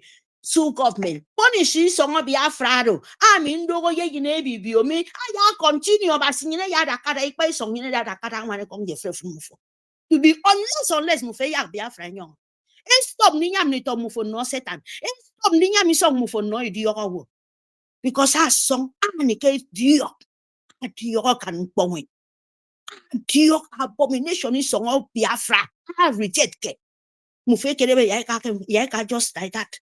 Ibika so ni to mufe di yon ke bo ke freedom o ta bo song pe no mufo e da kira iben mi politician e kira iben me po ngama mi de me mo no e fought e no Nigerian Britain mufe bi bang ni do mo ke ni to mo re ba ke Britain ni do mo yon di Nigeria we say ko no mo kiri bon see happen see from 1967 mufe ni yi kan Nsina de to me all politician as if kai abori makara ka ke do dongo a pa bio do go mani songo yine bibio ama dongo di ongo bi mo ni u foi box mi mu we ne ka ni tomo ekpe dongo e do 24 before 24 hours e land ke bio makara akoro ni emo atori mo pe mu fika ni ke me ndi pop senam di ka no nam je sai mo ne kwa ye wa PM nkere basi do president dakami ina and you speak young but the action not speak loud I can when I born a rainbow come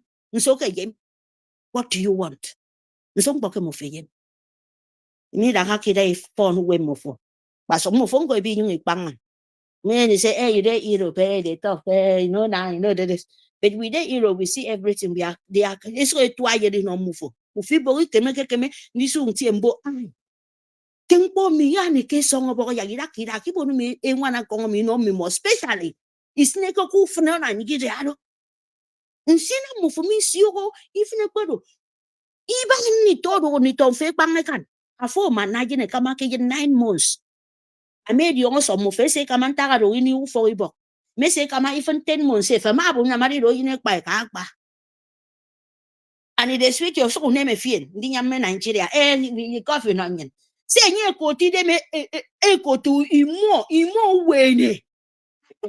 wene ado governor ama na do pastor ana nye kiti yi ikitu fenen mu fe bogo nso to bible ke nye ko nso to iko basi ke tero ko anye mi kiti bon tom ke di du mo fall ke no mu fo mi ki ke me ndi te pe ki ke me ke basi ki tangan kiro even mufe kwe tu as mpong ibe so kodwo komi abasi bri nyeme unless mufe di la keda itanga kwaniko ebo ke fulani mi change mufo to jihad e la keda ebo nto mi ke mi keme ndiro fulani Arab nation of the wood yongo ke yongo setan do force fien ebo ya ke tang se mo kanandi tang adadama udaka go da fo bo pa yi min tang yi mi you know la One this year 2027, when was Nigeria o mark fien, afobu don't paro. You know the innocent children in media okero. Mufo bi you don't make bang. Mufebi suffer come mufi kemeke keme di soft. Mfna muferini. Ikemeke antero roke bi riba no mokere bi si onke rimbodo mi. Unless e base bo si ongo bi keribo kese mufena ado paniko. Kedo ke fon. Yin am ke mufeye ka free. So ni to Biafra mbo, ira ke dai fon. This coordination are important and on but soldier need can anything for this world. Our lobbies are need can anything in this world. Nigeria, they are funding terrorists, and you can see governor, president, they are funding terrorists. And what about you? Why you no get school? Why then they pay terrorists in the north to send the innocent children go to another person's land? Why? Why are they doing that? Because they want to forfeit you. Force their children to fly to go find green pastures for somewhere. Instead of that, they are suffering more. Who do that to them? Is it not Nigerian government? Forcing them with suffer, with punishment, with suffering, with school where nothing is not coming out. And upon that, they are still flying to die in Mediterranean Sea, use leg for bush, use leg for water. Their life, they don't care anymore because they're already dead in Nigeria. But they are just looking for where I can breathe. Say, oh God, thank you. Anyhow, they suffer for this. They don't care because already they are dead. They are not going there with their soul again. Imagine that. And you think, me, Mary, I will leave you people rest? No. You meet the wrong soul. Pase kobomi. Amene ke mi de ta. Pase mbaka kufo. Akwe try to mbaka kufo. Pase mu afi entom ni simu walk idem. Afi entom mi di smeden mufo ni tong mufo do wongo ke eden mufo. Amene ke sementom mi. Mi kom mi yes. Affording jemen. Mene ke semetai tu keru ken mufo. Si amu di wongo ke sefo na.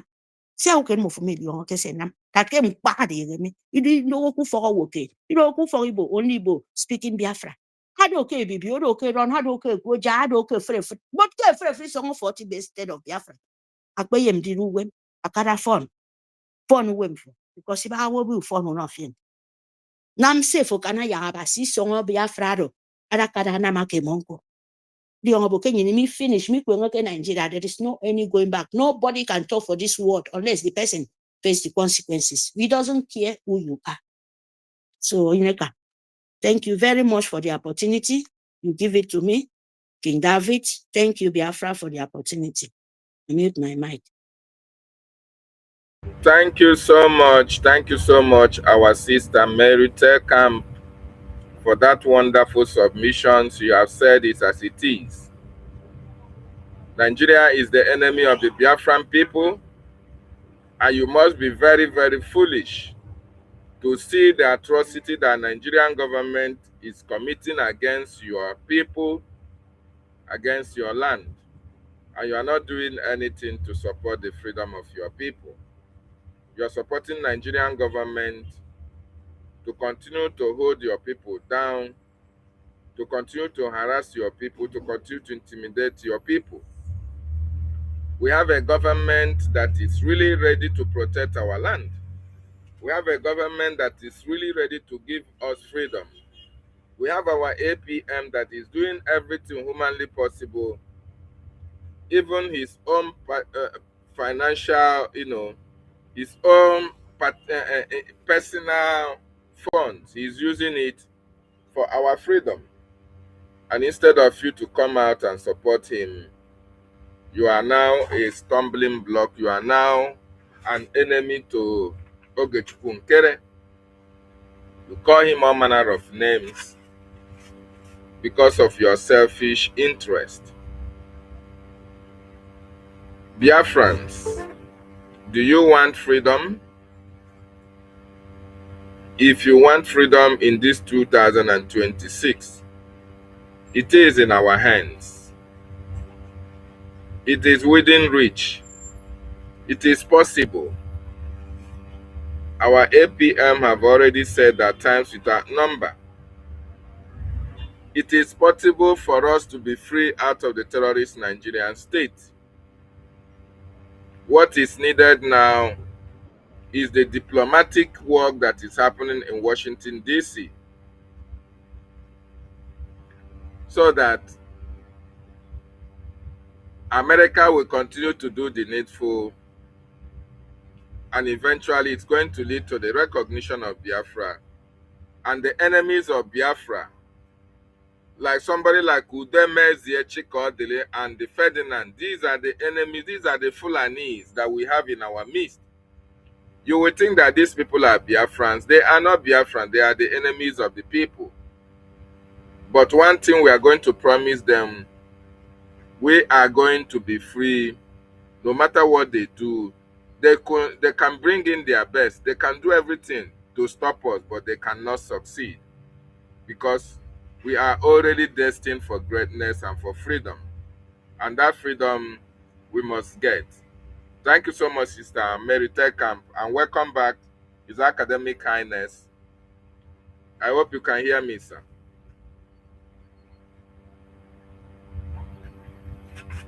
While Mary was speaking... Yes, I can hear you. I can hear you. I was just on call.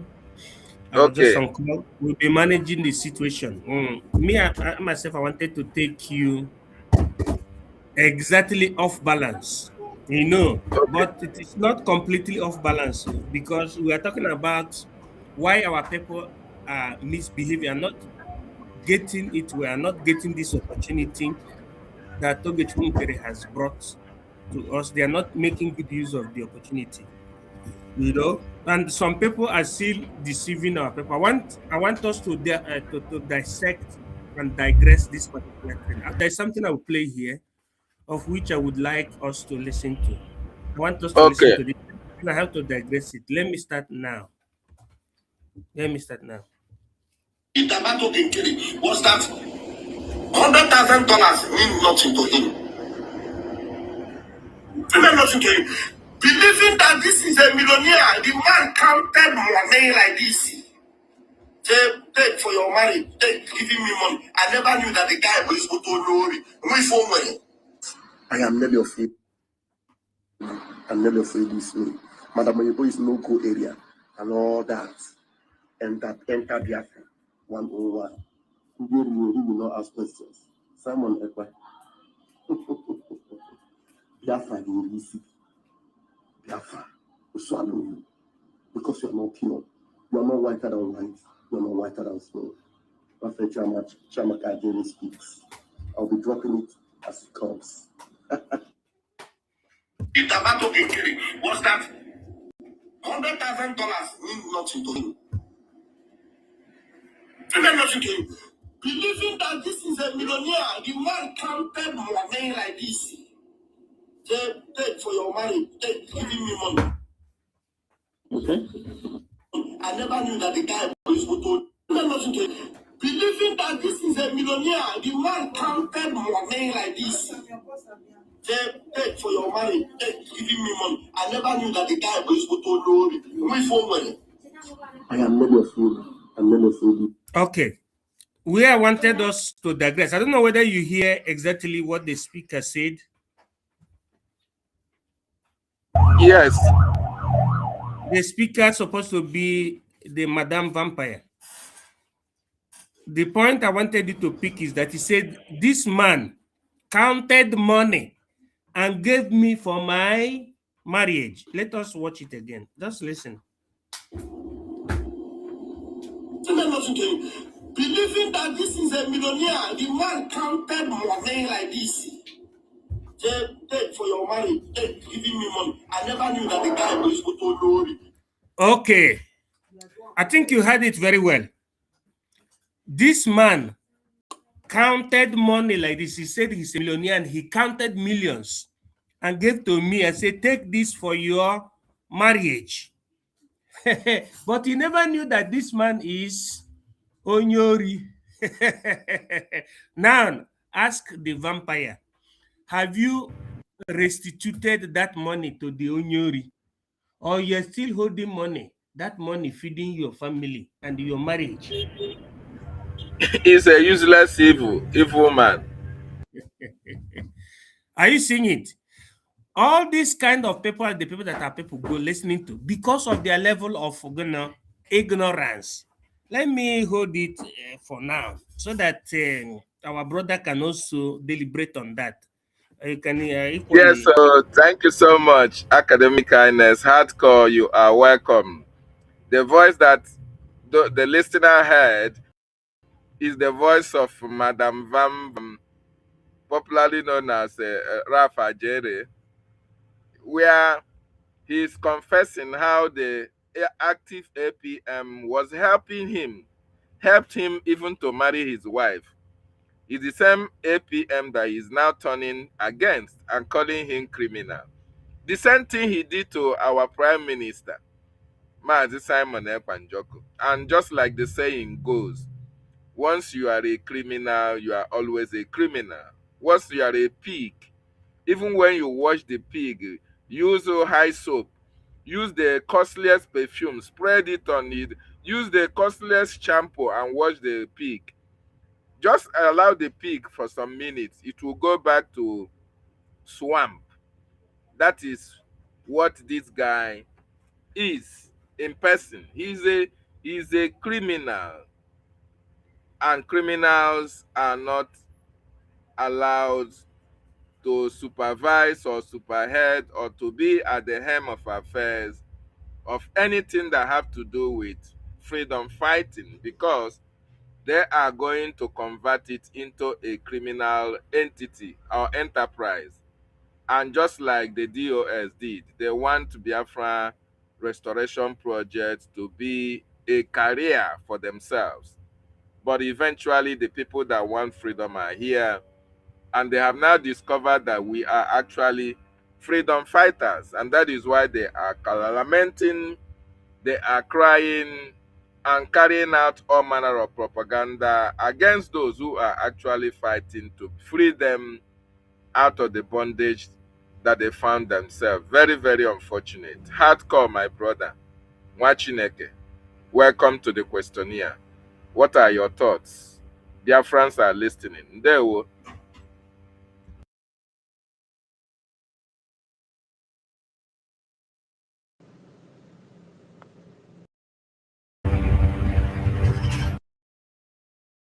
So, like Hardcore is having challenges. Come back, Hardcore. Biafrans will like to listen to your own submission, because a lot of people are enemies of our progress. A lot of people, you see them, oh, we want freedom, we want freedom, we want to be free, we want to be free. But once the opportunity is given to them, Master David, am I coming out? loud and clear, Mwachineke, go ahead. All right, one more. Mwachineke, God bless you, sir. There we go. Greetings to all Biafrans. MID, Onuogene, I can hear you. The man of integrity, the most educated man in Europe. I have nothing to say much, but the point is this. It is only a man without brain. I will not say a blind man, because even a blind man can hear and understand statements. Just like our information minister will always ask, what have all these people achieved all these years they were busy fighting against their own freedom? Coming back to Madam Vam, Ada Vam, because he's a woman, a man with a wide mouth. In psychology of human development, we can find him in the categories of those with Clamphotadine syndrome. For those who are educated, you make a research, use your Google. Clamphotadine syndrome, wide mouth, long tongue, they can lie, they can deceive. He fall in that category with his wide mouth like a cow. A man gave you money. You see, I commented on our information minister the day he was replaying all this. I said, this is the reason why I stopped helping.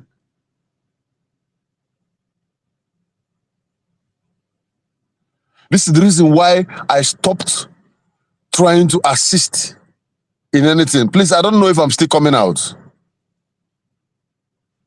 Loud and clear, we can hear you. All right. This is the reason why I stopped helping. Because you find out that the people you helped, okay, when let us just assume the Ogenkere called you to say, I want to give you money. He is the one that takes his problem to Ogenkere. Then you have gotten the favor.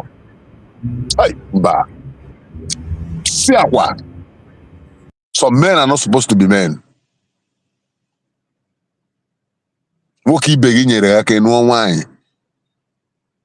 And you can't even keep the shame to yourself. And now you bring the shame, you brought the shame out, wrap it open, and you are rubbing it on your face because you want to destroy somebody. Hardcore, go on online. Hardcore. Yeah, I thank God na ndị nwubiri isi abatago Chineke mere m ebere. Chere ka m bịa. Ịmana code dị ebe a dị too much. Happy Sunday to you and all Christians. Ma ndị na-agwọ ọgwụ, happy Sunday. Mana I got a native doctor. Away case me magic, they think not Jesus. Native doctor tear Jesus. Nah, vam carry to Jesus. Or carry to Jesus, I swear. That you chabundi Biafra, you chabu Christian, man automoko, Mundi Biafra ni nebo automoko, Habukwara Christian, Abundi automoko, Brody Christian. So now, to come from here is this. Very, very simple. Obu na gwa na nna akwadi ịlụ nwanyị ero mego m ga-eji lụọ nwanyị gwa bụ hardcore bịanụ ka m na-eti mkpu na nche ịlụ nwanyị ma enwere ego m ga-eji lụọ nwanyị marriage bụ ịlụ nwanyị according to vampire. Then ka m na-eti mkpu begara ga-akwa gwa, oh my God now. So nwa send elu m okwu thousands of dollars as millionaire ebo sị m ji ime wedding. Mesia wedding tinye nwunye m ime ọmụọrọ m nwa nwoke maọbụ nwa nwanyị. Enwe m right ịbịa kọwa gị nwa ọnụ gị nwa mee ihe nji lụọ nwanyị. By right. Of course, even my nwunye gị ma nwa gị belongs to me. Okay, thank you, sir. Go ahead. Even let's assume as you are saying, nkọ tawo ịkpaso m iwe nkọ na nwunye gị. Nke ọrịa na ọkwa m nwa kwụrụ ụgwọ isi ya o. Okupere mrie. Ifugia. Vam have just rubbish himself. It means that as an Igbo man, he doesn't have the capability of marrying. He's not even yet qualified to marry a wife if someone can marry for you. Onwere ihe ndị Igbo na mgbe gboo, in the olden days, there's a certain stage a man will reach. First of all, he will join your peer group as a union. Then, secondly, the community will give you land, say, this is your own farm. They are testing your ability and your strength as a grown-up man. Then, always a big arugide, diji. I don't know, ihe member obajigi, orubeze mba, ipatagego. Ogi ụmụnna gị sị gị si ha bịa duje gị ka ije nụọ nwaanyị. Ọ bụghị ijesi ụmụnna gị nye gị ego ka ije nụọ nwaanyị. Onye a bụ onye na-emepe ọ na-akpọ mmadụ dimkpa bini nke ya bụ times 100. Jee nụkwuo nwaanyị bini. Because ọ bụ na ihe a na-ekwu okwu a bụ nwaanyị Imo State, ma nwaanyị Anambra, ma nwaanyị Enugu ka a nụrụ. At least onwe mgbe ga-eme ozuzu kata nwunye asị ya stop it n'ihe abụghị omenala. But onye ọ nụrụ amaghị omenala. So it means he's on a free will to destroy himself and the family. And I want every Biafran to learn from this. You don't have to buy the finger that feeds you because you feel that maybe you have differences or you want to show yourself, you want to prove a point. Look at our brother today. Go to his page each time he come online. How many people there? Almighty fam. Then that when he open a space, even Sonny will be telling you, okay, I'm coming down. Let us go and join vam. Even Simon I will telling you, vam and Adorama is coming up. Let's go and join them. He was booming. All those money he's making on Facebook and all the rest, even the one that Ogenkere was giving him, is not even enough. It means he didn't come to this struggle with his mind. He came for a purpose. And as long as that purpose he came for, he's not achieving it, he has chickened out and become a rebel.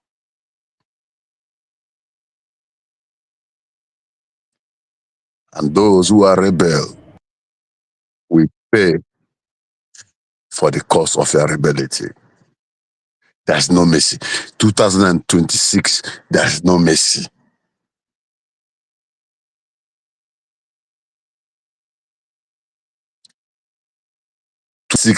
There's no mercy. There's no negotiation. There's no Biafra.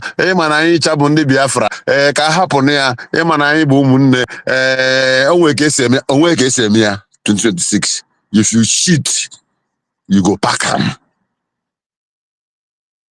That is where we stand. If you don't want to understand our mission, stay away from the government in exile. Stay on your own.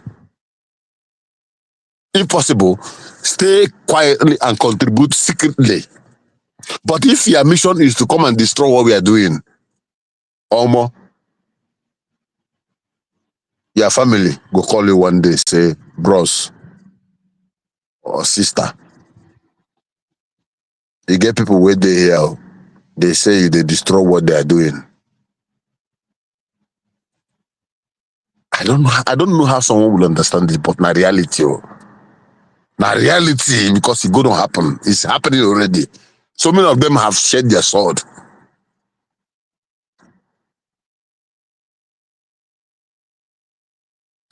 Me and you here on Space and on YouTube and every platform, we are exhibiting our anger. But there are so many millions of Biafrans, vibrant youth, graduates who cannot get a job, who are struggling. They are even more angry more than me and you. And they have stand up. They have risen. They say they don't want to show their safe. They don't want to involve in anything. But you see what? Show me the betrayer. Point that betrayer. Show me that betrayer. Give the betrayer. Just tell me that betrayer identity. Today we are sharing up with Venezuela. We are sharing up with Somaliland. We are sharing up with Iran. Look at Iran. Even as they are killing them, they are moving.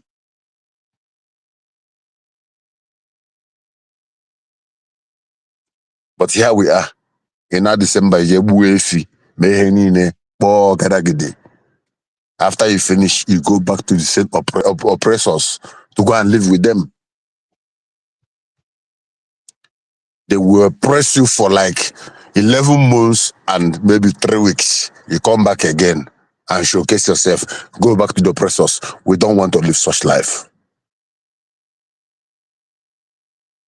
If you're a Biafra, you're listening to me, you have had it on Space when the ISIS captured some Christians in the north and they said it boldly and openly.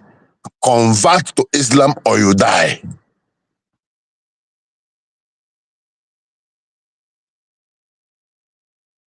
You know, when this is started, we are saying that it's in the north. But today, go to Wana, Usuwana. Usuwana, people are living in IDP camp. The only thing stopping them to move forward is because of Biafran Liberation Army. It's because of that little money that you and I, we are contributing.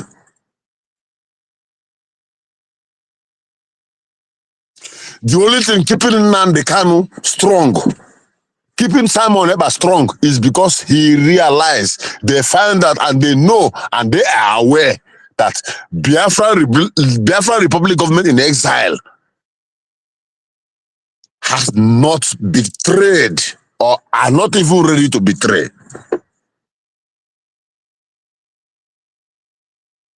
Biafra Republic government in exile is the last man standing. It's our last hope.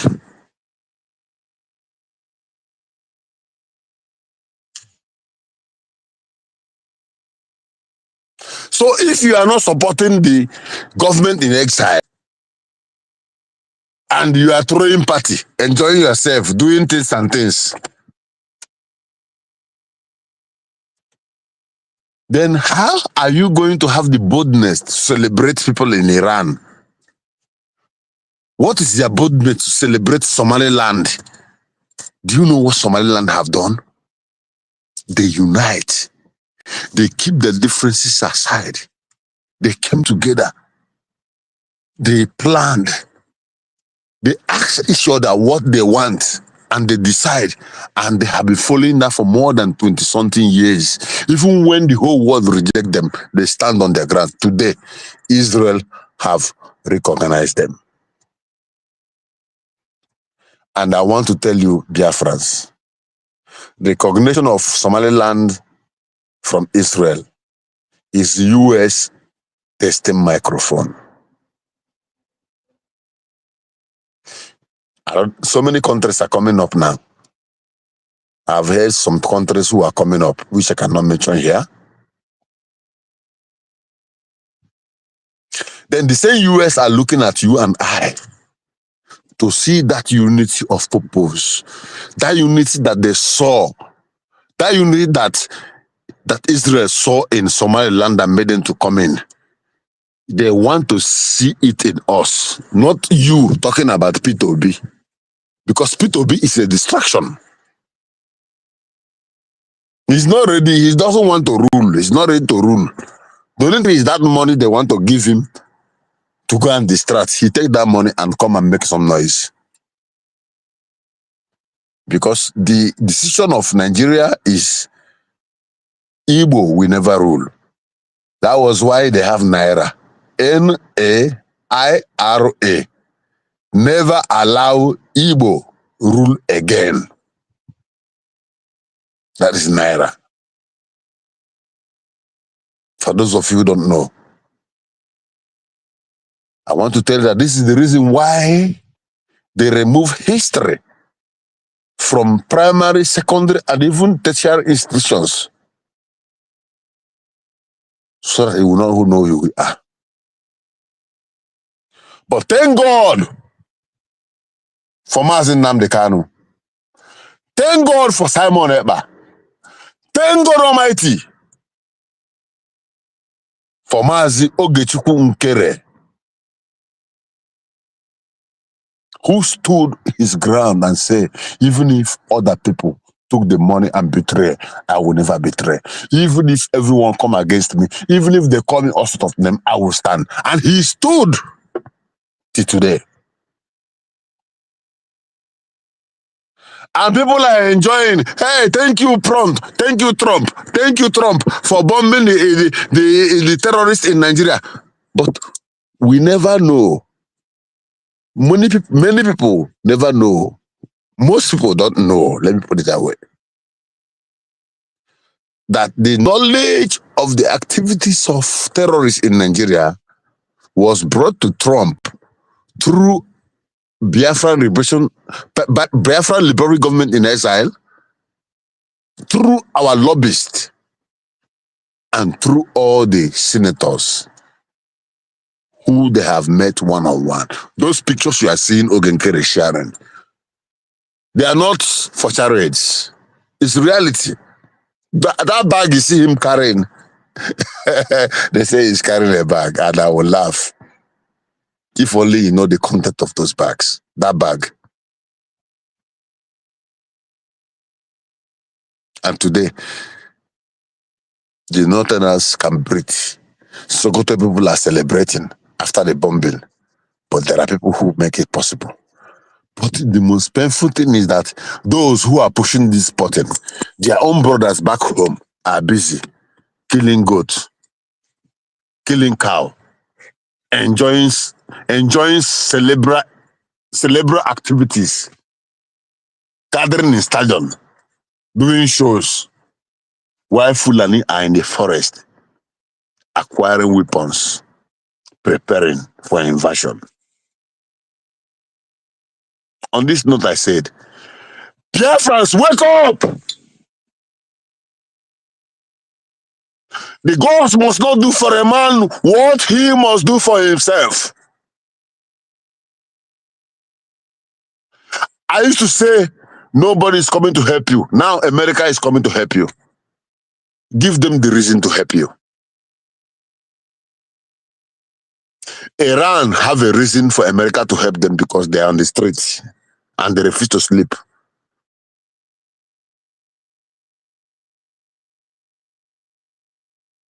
Even when you are at home, celebrating Xmas, they are burning your shops. Now you understand why Ojuku come to Balogu Market. When Balogu Market was to open, they invited Ojuku to come and open the market. And he came there. When he saw what Igbo people built there, he picked a microphone and said, Ndi Igbo, unu bụ ewu. The whole crowd go quiet. He passed the message. Today, that same place he mentioned that statement, he made that statement, they are demolishing their shops.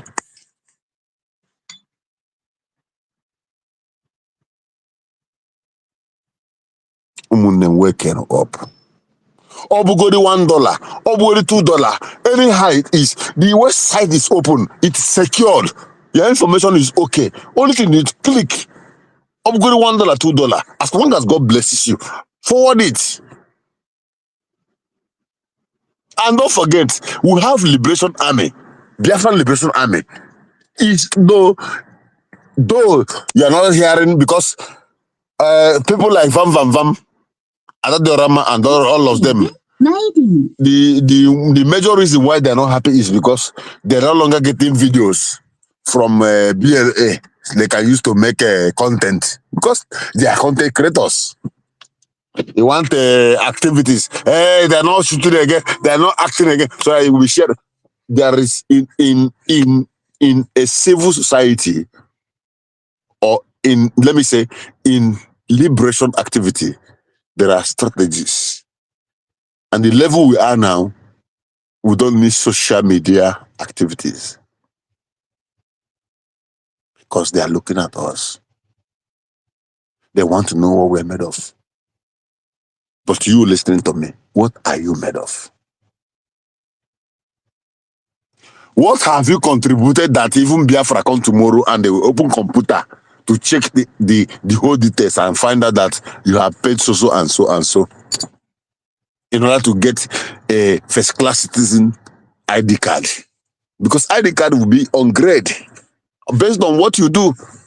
If you can tell, it's not by gossiping. It's not by coming on space or anywhere to talk 1 hour, talk blah, blah, blah, blah. Even me, I realized that it's not even I used to come and talk too much. But recently I found that it's not about talking. I engage myself into action, and that action is where I am. And that result, tell no tell and see no see. That is where I stand.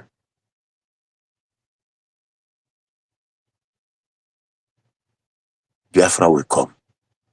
Africa, West Africa, Nigeria has been split already. If you don't know it. I'm telling you today, Nigeria has been divided already.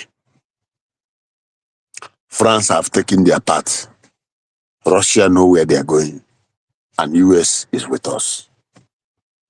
I think I don't need to tell you anything. Use your teeth. Use your tongue and count your teeth. We are going home.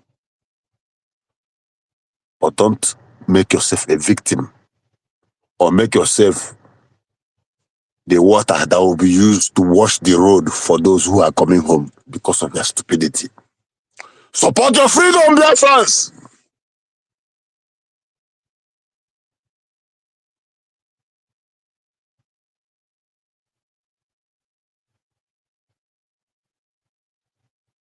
Support your freedom. Those who are practicing or activities of criminality that is termed under terrorism, they are well organized. Do you see how they are organized? They are well organized. They put their people in the military. They tell you, they are even doing it before your face. They have repented. They are our brothers. They don't repent. They put them in police. You are watching them. They post them to Southeast to come and start killing you. Before you know it, one of them, the one that are diplomat and intelligent, is contesting for senator and this. And you see them, they come together in the house and their numbers are increasing and they are defending the Sharia law before your face. And you are seeing them massacring people every day. They are killing people every day. Because he has not gotten to you, you feel you are safe. You are not safe. Biafrans, wake up. Like Venezuela people are celebrating today. Wake up so that we can celebrate. Like Iran is on they are on their streets today. Even as they're killing them, they are moving. Wake up, Biafrans.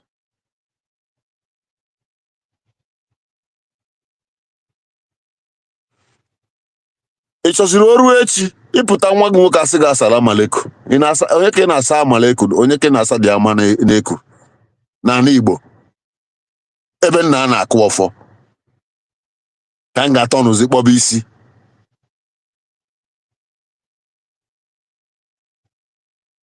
There's no uniqueness between Islam and Igbo culture, and it can never be. Instead of that to happen, Mabasi, it can never happen. So wake up, brothers. Wake up, my sisters. Support your freedom. Support your freedom.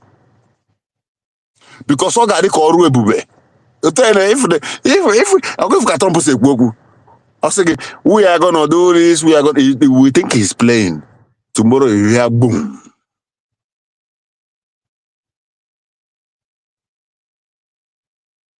It will be like movie the day they will recognize Biafra. And they find out that you've not contributed anything. And when you go to the website, it's no longer working. You will not have record to proclaim or to claim that this is what you have done to make you ascertain that level of first-class citizen. Your children will not ask you, daddy, mommy, but why didn't you do this now? Look at my friends and their family. Why are we like this? That's the policy. Because there's no way me, David, one name working, MID, we suffer finish from the little job and suffering we are doing and contribute, then we will not get Biafra. You will come tomorrow to impose yourself on us. It can never work. Because ndị Igbo si onye gbaa bọọlụ ọracha oroma. Ihe mụ na gị na-eme kịta bụ bọọlụ ka anyị na-agba. So if you are not playing the ball, join. Everybody put leg on the ball because nobody knows who will score the goal. O nwere ike ọ bụrụ gị ego ahụ ị tụrụ, small money ahụ ị tụrụ, gị gote 1G not, ị ga-eji kwatuo ofu onye ofe mmanụ, ofu onye Fulani. Because ndị ofe mmanụ so ha niile ha na join. The recent story I had this day, na ndị capture, most of them are even ofe mmanụ who have been radicalized from the ofe mmanụ. They went to join them. Biafrans, wake up! Because ọ ga-adị ka ọrụ ebube. asị m na ọ ga-adị ka ọrụ ebube ọ ga-adị ka ọrụ ebube mgbe ezi Chukwu kenye anyị Biafra o mgbe ezi Chukwu kemere anyị ha na-ayọ ya o ụmụnne mmadụ na mba ọ ga-adị ka ọrụ ebube mana anyị kwere ego n'oge Chukwu ka mma oge Chukwu nkere Fulani gbasịa lekaleka n'uche Chukwu ga-eme asị m na ọ ga-adị ka ọrụ ebube ọ ga-adị onye ada na mba ọ ga-adị ka ọrụ ebube Avon and in the end all must hail Biafra. I remain your wonderful and lovely brother, Hardcore. Thank you for having me. Love you, my people. Thank you so much, Hardcore. Ogadikoluebube. God did it and gave us Ogechukwu God's his own time to tell us that his time has come. The time for our freedom is here with us. He gave us a reminder that this is the time for us to be free, and Ogechukwu Nkere have opened the gate of breakthrough through our lobbies and our attorneys in Washington, D.C. Thank you so much, our brother Hardcore, for that wonderful submission of yours. Biafrans who are listening anywhere from all over the world, this is the time for our freedom. This is the time for you and I to be free. It all depends on how committed we are. It all depends on the contributions and our assistance and support we are giving to BRGIE under Ogechukwu Nkere. It all depends on our commitment, our courageous fight, and support to the Biafran Defense Forces in the homeland, so that our land will be liberated out of the hands of the oppressors. Do you want to be free out of Nigeria? Are you not tired of the oppressions of the enemy? Are you not tired of this slavery that we find ourselves under Nigeria? I am tired. Hardcore is tired. MID Briggs is tired. The Biafran Republic government in exile, we are all tired about the slavery we found ourselves, and that is why we are focused, we are fighting to make sure that we are free from that slavery. But we need everybody's hands, everybody's support, financially at this particular time, so that we can be free. Our leaders as well can be free. It is very, very important, because freedom is the greatest gift you can give to your loved ones. Freedom is the greatest gift you can give to anybody. Let him be free to do everything for himself. Let him be free to study. Let him be free to work.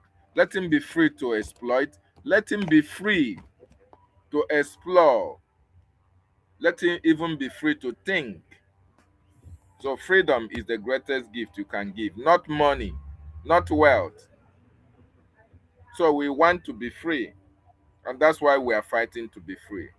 Our APM, Ogechukwu Nkere, must be supported financially as it stands, because right now we are closer to our freedom than before. Now we are in Washington, D.C. Now we are speaking with policymakers. Now we are speaking with cabinet of the President of the United States of America. Now we are allies to the American government. And we must continue to do that which is needful, which is needed for our recognition. And that is the lobbying effort that is going out as we speak. But it's capital intensive. Biafran brothers and sisters, the wealthy Biafran billionaires and millionaires, we are calling upon you to come on board and support your freedom so that the harassment and intimidation we go through in Nigeria will cease. We are Biafrans, we are not Nigerians. And we are proud Biafrans at that. And that's why we are going to put everything, we are going to do everything humanly possible to fight our way out of Nigeria. There is no two ways about that. 2026, this year, history must remember us. We are going to make history, and it's good we make it together. Support BRGIE financially for your recognition. Support BDF financially for the liberation, because once they have all the logistics that they need, the terrorists will put on their toes and they will be at their heels, running out for cover out of our land. They were hardcore for being in this wonderful broadcast this morning or afternoon, depending on your time and location. MID Briggs, are you still there? Can you hear me? So our minister may be occupied. Our listeners, just like we are saying, I was playing this video about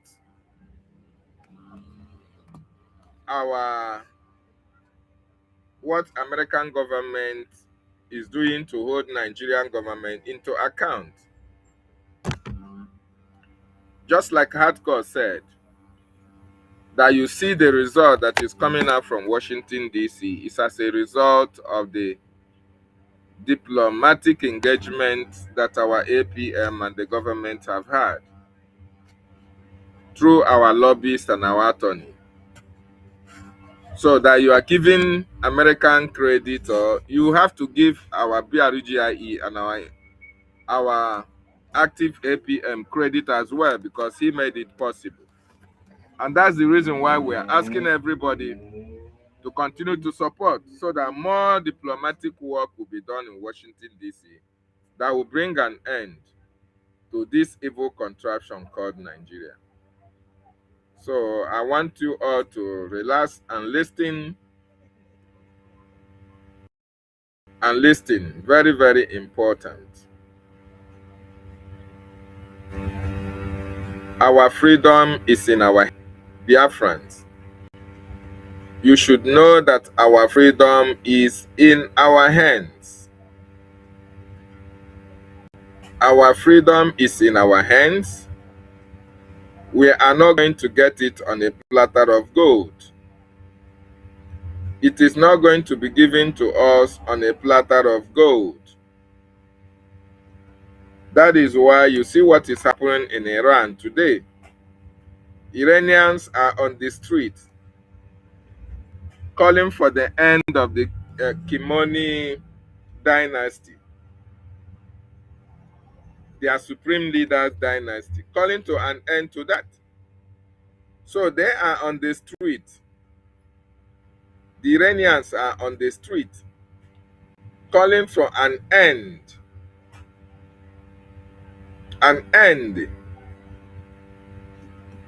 to the Iranian regime, because the Iranian regime is a terrorist regime.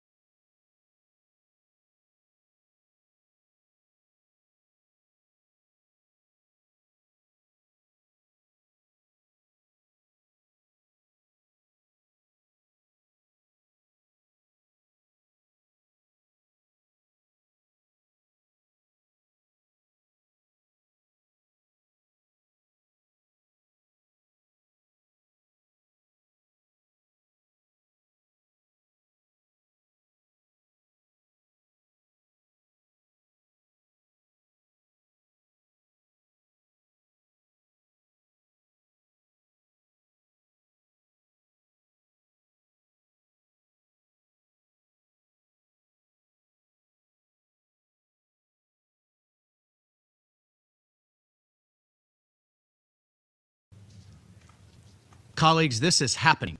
It's undeniable and acceptable.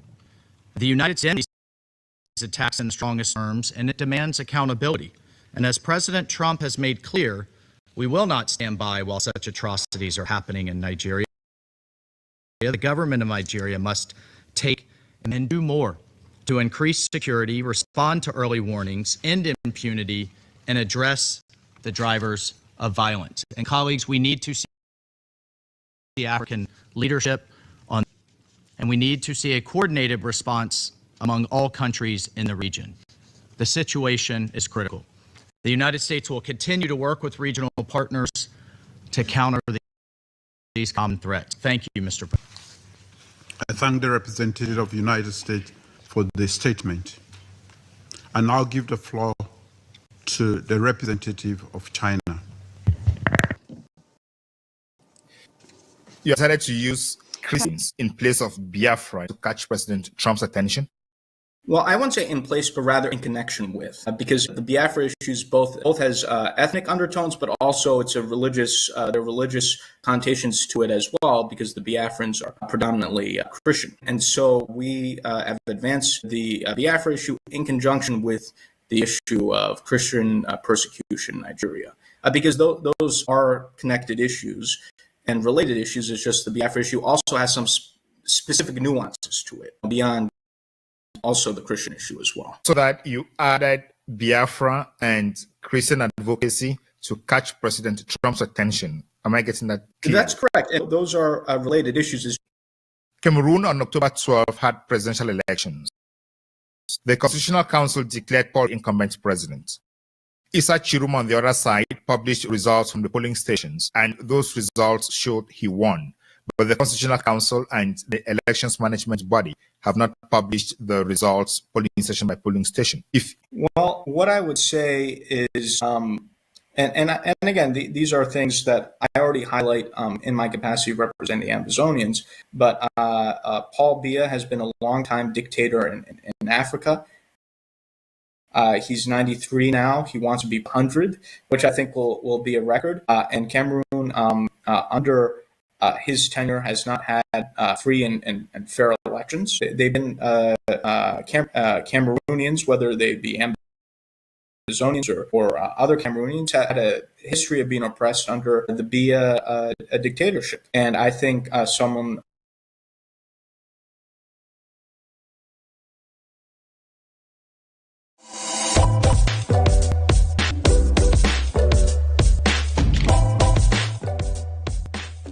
Ladies and gentlemen, you're welcome again to the Beyond Africa podcast with me, your host, Malin Bernard.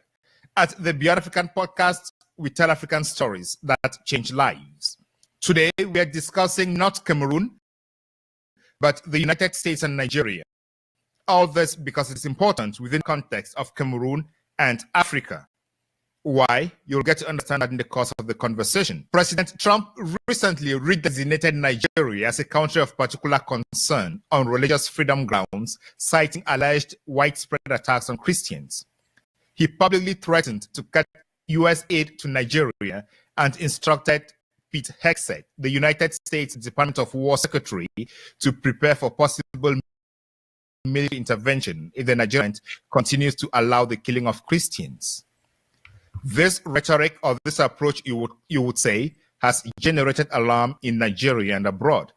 And of particular interest are a group of people who have been identified as key lobbyists in the United States.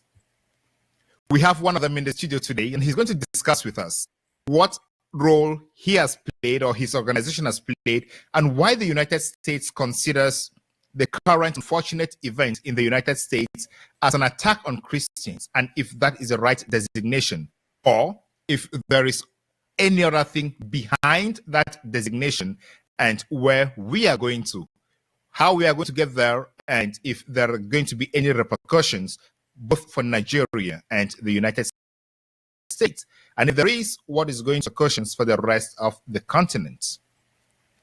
Mr. Elias Gerasulis, you are welcome to the Beyond Africa podcast. It's an honor to be here, Bernard. It's a great pleasure to be on this show. I congratulate you on this very successful program that you've created, bring eminent experts on Africa to speak about these issues of importance. So it's just an honor to be on your show, to have this discussion. In way of introduction, as you alluded to, I'm a lobbyist here in Washington, D.C., a partner with the firm Moran Global Strategies. I represent a number of international clients on the African continent. One of the clients that I represent, which we'll discuss more, is the Biafra Public Government in Exile, which is the political arm of the Biafra independence movement. And in that capacity, I've played an active role in shaping U.S.-Nigeria policy, including the current posture coming out of Washington, taking a very harsh stance against the government of Nigeria for a number of issues, including the Christian genocide that you mentioned. So I look forward to having this productive discussion. Thank you so much, and thanks for that clarification, because you're making it very clear that you have a client. Therefore, I don't expect you to be very objective. I expect you to be subjective and defending the interests of your clients on this conversation. Am I right? That's correct. I'm very open about who I represent. It's public information. And I think as a point of ethics, if people were to represent certain interests, they should make that clear when asked questions about those interests. So I have an obligation to tell the audience exactly how I'm involved with this, because I'm not simply a neutral outside observer. I'm active in shaping U.S.-Nigeria policy on behalf of certain interests, and I think I have a moral and ethical obligation to make that clear to you, and look forward to having a further discussion. And even though I do come with a certain perspective, I will make sure to separate whatever my personal opinions are from clearly established facts. Thank you. I would like us to start the conversation by looking at the recent President Trump designation of the problems in Nigeria. He said there is a Christian genocide in Nigeria. Why would he call this a Christian genocide? I know you advocate or you represent the Biafran movement, but is what is happening genocide or banditry, criminality that affects everybody? Yes, I think the reason why we are using, or the U.S. government's using the term Christian genocide, is you're not simply talking about general criminality. When it comes to groups like Boko Haram, ISWAP, and other groups that are engaging in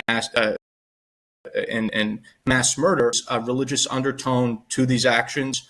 Their actions are targeted against Christians. Yes, there also have been other individuals who've been murdered as well, moderate Muslims and so forth. But there's a clear religious undertone in terms of the killings that are being taken place. And genocide is as much about intent as it is about the number of people who are killed, which in this case is quite significant. So this is not simply a matter of generality like in other contexts. There are religious and other motivations in the context of the killings that are happening, the groups that are behind it, and ultimately the complicity of the Nigeria as well in terms of the insecurity in the country. Yeah, when you mention Boko Haram, ISWAP, ISIS, what comes to mind is terrorism. How could terrorism linked to genocide? These are therefore terrorists who are committing terrorist acts, and then you refer to it as a genocide against Christians. That doesn't seem to match with my understanding. I think you bring up a very good point. I think part of the problem is that the Nigerian government is not an innocent bystander in this. If it were, then maybe a term other than genocide would be used. But the problem is that the government of Nigeria is in what is happening, and you have elements of the government of Nigeria that are tied to these terrorist groups. So if we look at the current government of Nigeria, the vice president of the country currently, Shettima, has deep ties to Boko Haram. Some have called him the co-founder of Boko Haram. But regardless, everyone, and this is a public fact in Nigeria, he has deep ties to this terrorist group. There are photos that are available. Politicians in Nigeria have talked about this. What I'm saying is not a speculation. It's an established fact in terms of his ties. Elements of the Nigerian military that also have ties to the same terrorist groups. And there have been famous instances of this. For example, back in 2014, there were between the U.S. and the Nigerians to rescue the Chibok schoolgirls. And one of the plans was foiled because elements of the Nigerian military leaked the planned operations to the terrorist groups. So you know the reason why the term genocide, or you've also heard the term Christian persecution, is being used is that you also have complicity of elements. I'm not saying the entire Nigerian government, but at least elements of government that are sympathetic to the same terrorist groups or who have relations with the same terrorist groups. And I think that's a fundamental part of the problem. And in a way, it's almost, to use an American phrase, asking the wolf to guard the sheep, or to ask the fox to guard the hen house. Because how could we hope that a government could effectively fight the same terrorist groups in which some extremely senior members of that government with those groups? And again, even politicians in Nigeria have openly talked about, we have this dangerous situation in which elements of our own government are tied to terrorist groups. So this is not just Elias's opinion. Let's look at it this way. The United States has legal instruments like the Magnitsky Act and other sanctions that they could apply to the individuals you have identified and mentioned, if at all they are guilty of what you are mentioning.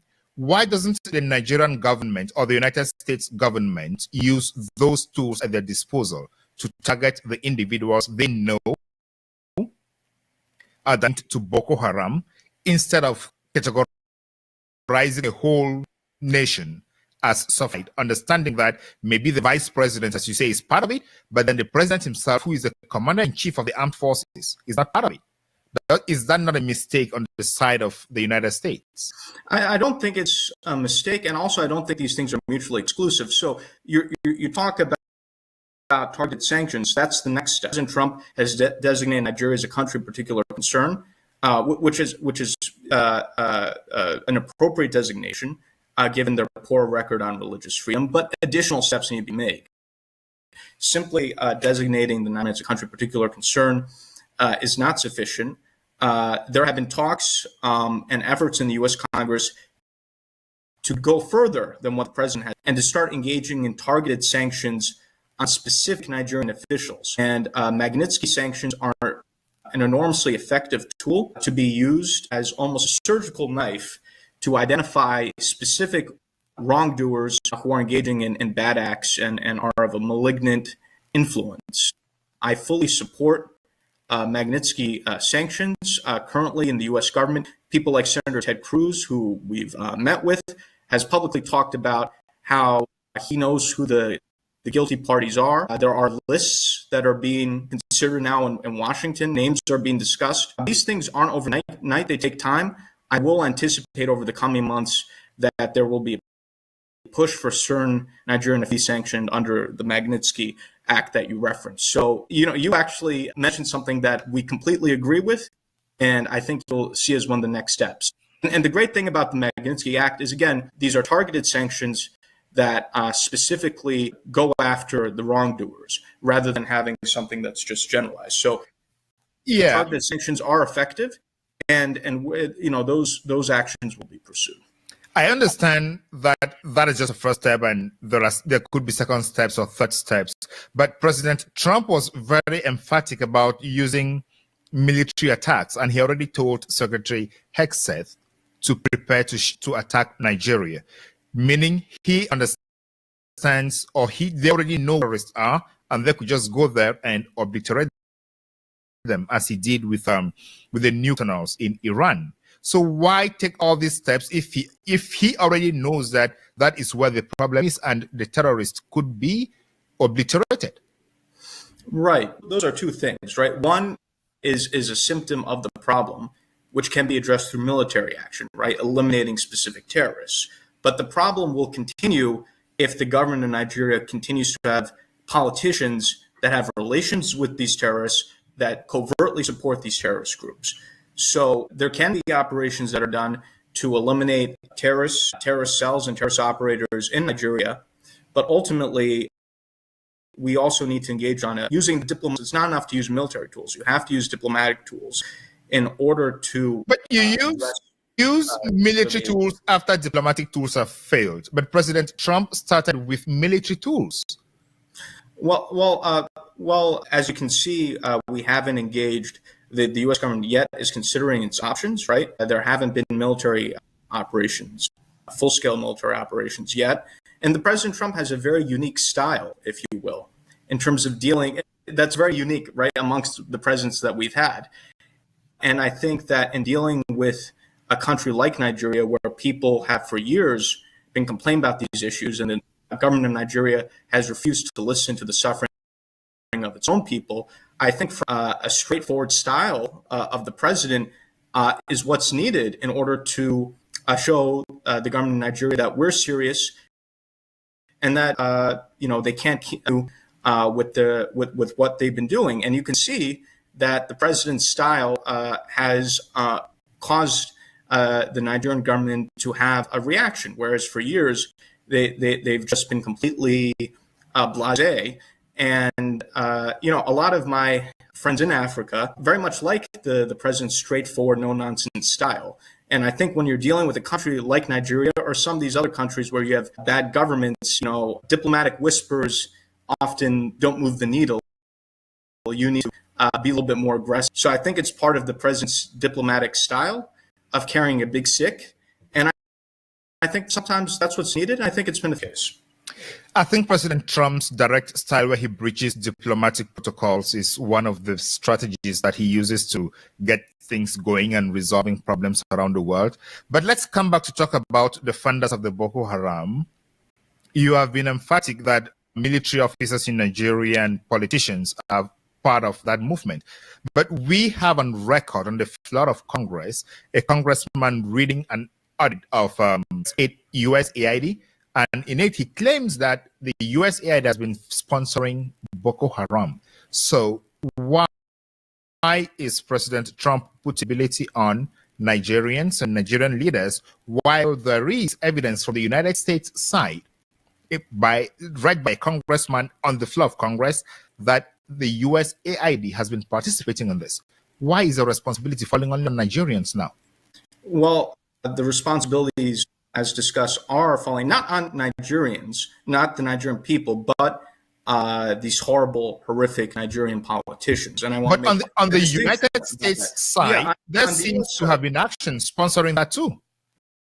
Yeah, well, and you see what President Trump, that front, President Trump has shut down USAID and has folded USAID into the State Department, and a lot of ineffective programs were eliminated. I try to work to influence U.S. policy in directions in which I think they are the right directions. That doesn't mean that everything the U.S. government has done has been correct. Sometimes mistakes have been made. And I think the president made the right choice in terms of deciding reforms within our administrative states. So again, the same USAID that you're mentioning that the congressman talked about is the same USAID that the president has shut down, and it's now been folded in the State Department. Programs like that, those programs have been closed. And there have been other programs too that have made absolutely no sense whatsoever. We've unfortunately, USAID, which had started good intentions, had a variety of programs that just didn't make any sense, that were wastes of taxpayer money, sometimes even working against our interests. So I think that that's a perfect why there have been reforms, but nonetheless, the primary responsibility is for the problems in Nigeria Yeah, thank you. I just want to make a clarification here. You don't work for the State Department. What you are saying is just your understanding of how the State Department and the government of the United States is operating, and the processes, how you read them from outside. Am I being right? Well, yeah. Well, I'm a lobbyist, government relations consultant here in Washington, D.C., so I'm not an employee or representative of the U.S. government. I work closely with all the parts of the U.S. government, including our Congress, State Department, White House, National Security Council, and other agencies. So I'm not a representative of this, a formal representative of the U.S. government, but these are all officials whom I talk to, who I work closely with, who I try to bring my information to and my perspective to. So I hope that provides a clarification. Thank you so much. Let's go back to talk about the question of the genocide. In his testimony to the Subcommittee on Africa in Congress recently, Ambassador Jonathan Pratt said, in northern Nigeria, Christians live under constant threat from these terrorist organizations, compounding this unacceptable level of violence against vulnerable Christian communities. Nigeria continues to prosecute blasphemy cases, which my colleague will discuss in more detail. This claim of genocide against Christians and Christian persecution, is that based Christians only in the north of Nigeria or everywhere across Nigeria? Yeah, this is a broader issue, and let's bring this beyond the issue of simply terrorism. I think some context is needed here. Nigeria is almost evenly split between Christian and Muslim for a period of a few decades. There was an attempt to have a balance of power in the country where there was, you could say, an informal understanding that there should be a rotation between Christian and Muslim presidents and vice presidents, and that the government should be secular. And there was a very fragile balance of power. And that balance of power was upset in 2015 with the rise to power of the former military dictator of Nigeria, Buhari, as president. And he began the process of introducing fundamentalism into the government, engaging, that's when you started to have the increased persecution of the Biafrans and the Biafran independence movement. That you start to have policies about reintegration of quote unquote repentant terrorists into the Nigerian military. And this process of fundamentalism coming into the government has continued, whereupon now in the current government, I talked about Shettima, but you have in both President Tinubu and Shettima for really the first time a Muslim ticket, where you don't have Christians in either or the vice presidency. You also have the spread of Sharia law in the north of the country, and now there are attempts to bring that southwards. So, for example, there have been attempts to now introduce Sharia law into parts of the south called Yoruba land, for example, right? And the Yorubas tend to be more religiously moderate, but now they're trying to bring Sharia law into the middle belt, even south into the country. Some of these radical politicians are trying to make these sorts of proposals. You also have, again, the Fulani herders coming from the north into the middle belt, and even now parts of both the southwest and the southeast, what you call Biafra land. So there's considerable concern by many elements of the country, actually, that you have basically a fundamentalist capture of the key institutions of government and the government and the military.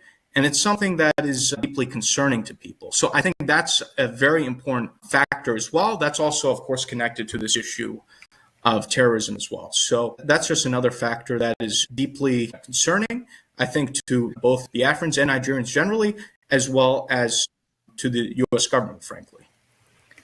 I get you very well. What difference do you make between the Fulani herders and the Boko Haram terror? When I listen to you, it looks like the two are the same.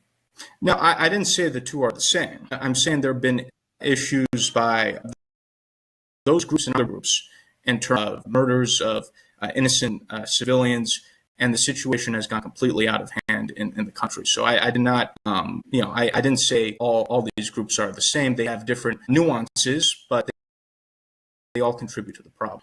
So at what time, I am asking these questions because I understand that your work informs the United States government on what is happening in Nigeria. So at what point do you make a difference between a Fulani attack on farmers and a Boko Haram attack on farmers or on Christians? How do you make that difference? I'm not sure if I really understand the question. I think it's almost, splitting hairs in terms of if the government of Nigeria is not only not protecting the competitions that are tied to radical groups that are killing civilians, whether or not an innocent person is murdered by Fulani herders or by Boko Haram, I think it's a problem either way. So I'm not sure if I understand kind of distinction. Point. I get the point where you're making the argument that it doesn't matter whether it is called a genocide or it's called Christian persecution. What matters insecurity, and the government of Nigeria is not perfect. And that's where many people are offended by the government of Nigeria, because they try and engage in semantics in terms of it's not the technical term, and there is no genocide, and maybe use this other term. And even if you see the reactions, forget about the U.S. government, if you see the reactions of many Nigerians, they themselves get furious when they see these Nigerian media spokespeople trying to, split hairs over definitions and terms. And you'll hear many regular, not just Biafrans, but Nigerians generally, say, hey, listen, the country is a disaster. We're moving towards a failed state. We have problems. People are being killed, and yet you're trying to, make a debate over terminology. So, I think this is something where, even people in Nigeria are very, very upset to be held accountable for what's happening. Okay, so I'm happy with that clarification. So at this point, from your understanding of what the United States Congress and White House and State Department are thinking, what would be a solution that the United States would say, okay, the Nigerian government is doing everything now to protect Christians? What is going to happen for them to say that that is happening? Yeah, I think when you're dealing, again, with a country in Nigeria with of people that are running the government, the best tool to use is really sanctions, including targeted sanctions. When these corrupt Nigerian politicians are no longer able to, let's say, launder their money in the U.S. and other places, if, let's say, their assets are seized, because also many of these officials are completely corrupt in outrageous ways. And there have been a number of stories of the corruption of Nigerian officials. So if we were to go after officials who are part of the problem, sanctioning them and holding them accountable, I think that would be the best way to change their behavior. Simply trying to nicely ask the Nigerian government officials, oh, please do something. People have been asking the Nigerian government to do something for years. Clearly, they have not cared to do anything, and the problem's only gotten worse. So I think when you're dealing with a conundrum like Nigeria or any other, and these other governments too, I think, a tough approach is what's needed, frankly. And the same goes to, for other governments in Africa as well, where, let's say, and especially with more autocratic regimes. But, that's a separate discussion. Yes, we'll go to that in a moment. I want us to switch gears now and talk about Biafra. So we'll definitely talk about autocratic governments like the government of Cameroon when we talk about Biafra in this case. In an article by the Africa Report, they say former U.S. Congressman Jim Moran, who lent a voice to the indigenous people of Biafra movement in 2024, the situation in Nigeria reflects human rights abuses, religious freedom issues, persecution of Christians, increasing Islamic fundamentalism within Nigeria and its alignment with U.S. adversaries. But in his statement, Ambassador Jonathan Pratt says, Nigeria is one of the United States' key allies in Africa. Is your thing wrong? No, I think not at all. I think one thing to clarify is the U.S. government is a very complex machinery.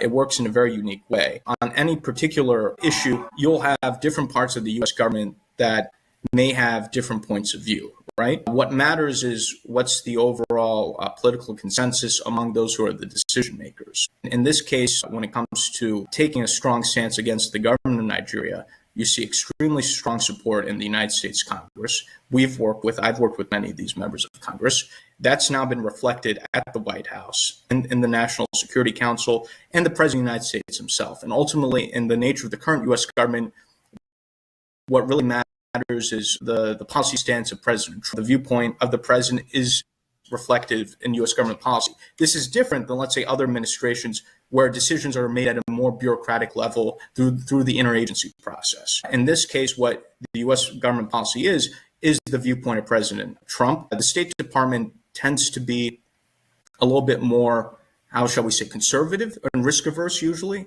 So that's why you have people like Ambassador Pratt making those comments, but that doesn't necessarily reflect the overall consensus and the viewpoint of the people who are the decision makers. Mind you, before this whole topic took off the past 2-3 months in terms of Christian genocide and the stance of the President of the United States, you had people like Assad Boulos, who's another senior State Department official, who try to argue that the Christians aren't being targeted and that maybe more Muslims are being killed. Mr. Boulos has had a past history, given his background, and has friendly relations with the president of Nigeria. But then the states decide to take a different stance, given the mood in Congress or the government. I guess what I'm trying to say is the stance of the U.S.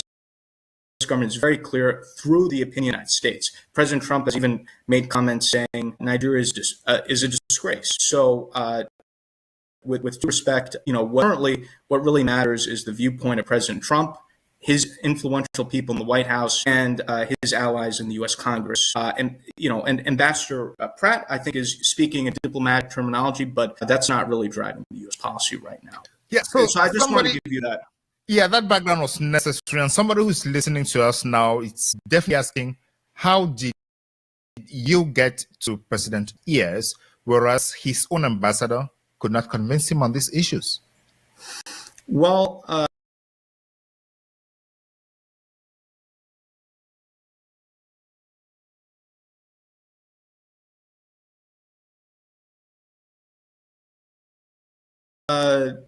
that's why lobbying is important here in Westminster. And again, we can't take all the credit. You've also had some pro-Christian evangelical groups that were very active and also lobbying on behalf of similar issues, Christian persecution in Nigeria, and groups we've allied and worked with and cooperated with in terms of our lobbying efforts. And because of the alliances we built in the U.S. Congress, and you had people like Senator Ted Cruz, who are extremely influential, who introduced legislation calling for sanctions on Nigeria, that penetrated into the White House, into places like the National Security Council, which is very influential in this particular White House, and eventually that percolated to the president, and the president decided to take action on the issue. So lobbying is systematic. You build alliances, and if you build enough alliances with influential members of Congress and other individuals who speak directly to the president, that can influence the viewpoint of the president of the United States. And also, too, I think natural for the president, because many of his supporters are people who are evangelicals or pro-Christian and so forth. I think this was a very natural decision for him to make. Am I understanding you very clear that in your lobbying and advocacy, you have decided to Christians in place of Biafra in order to catch President Trump's attention?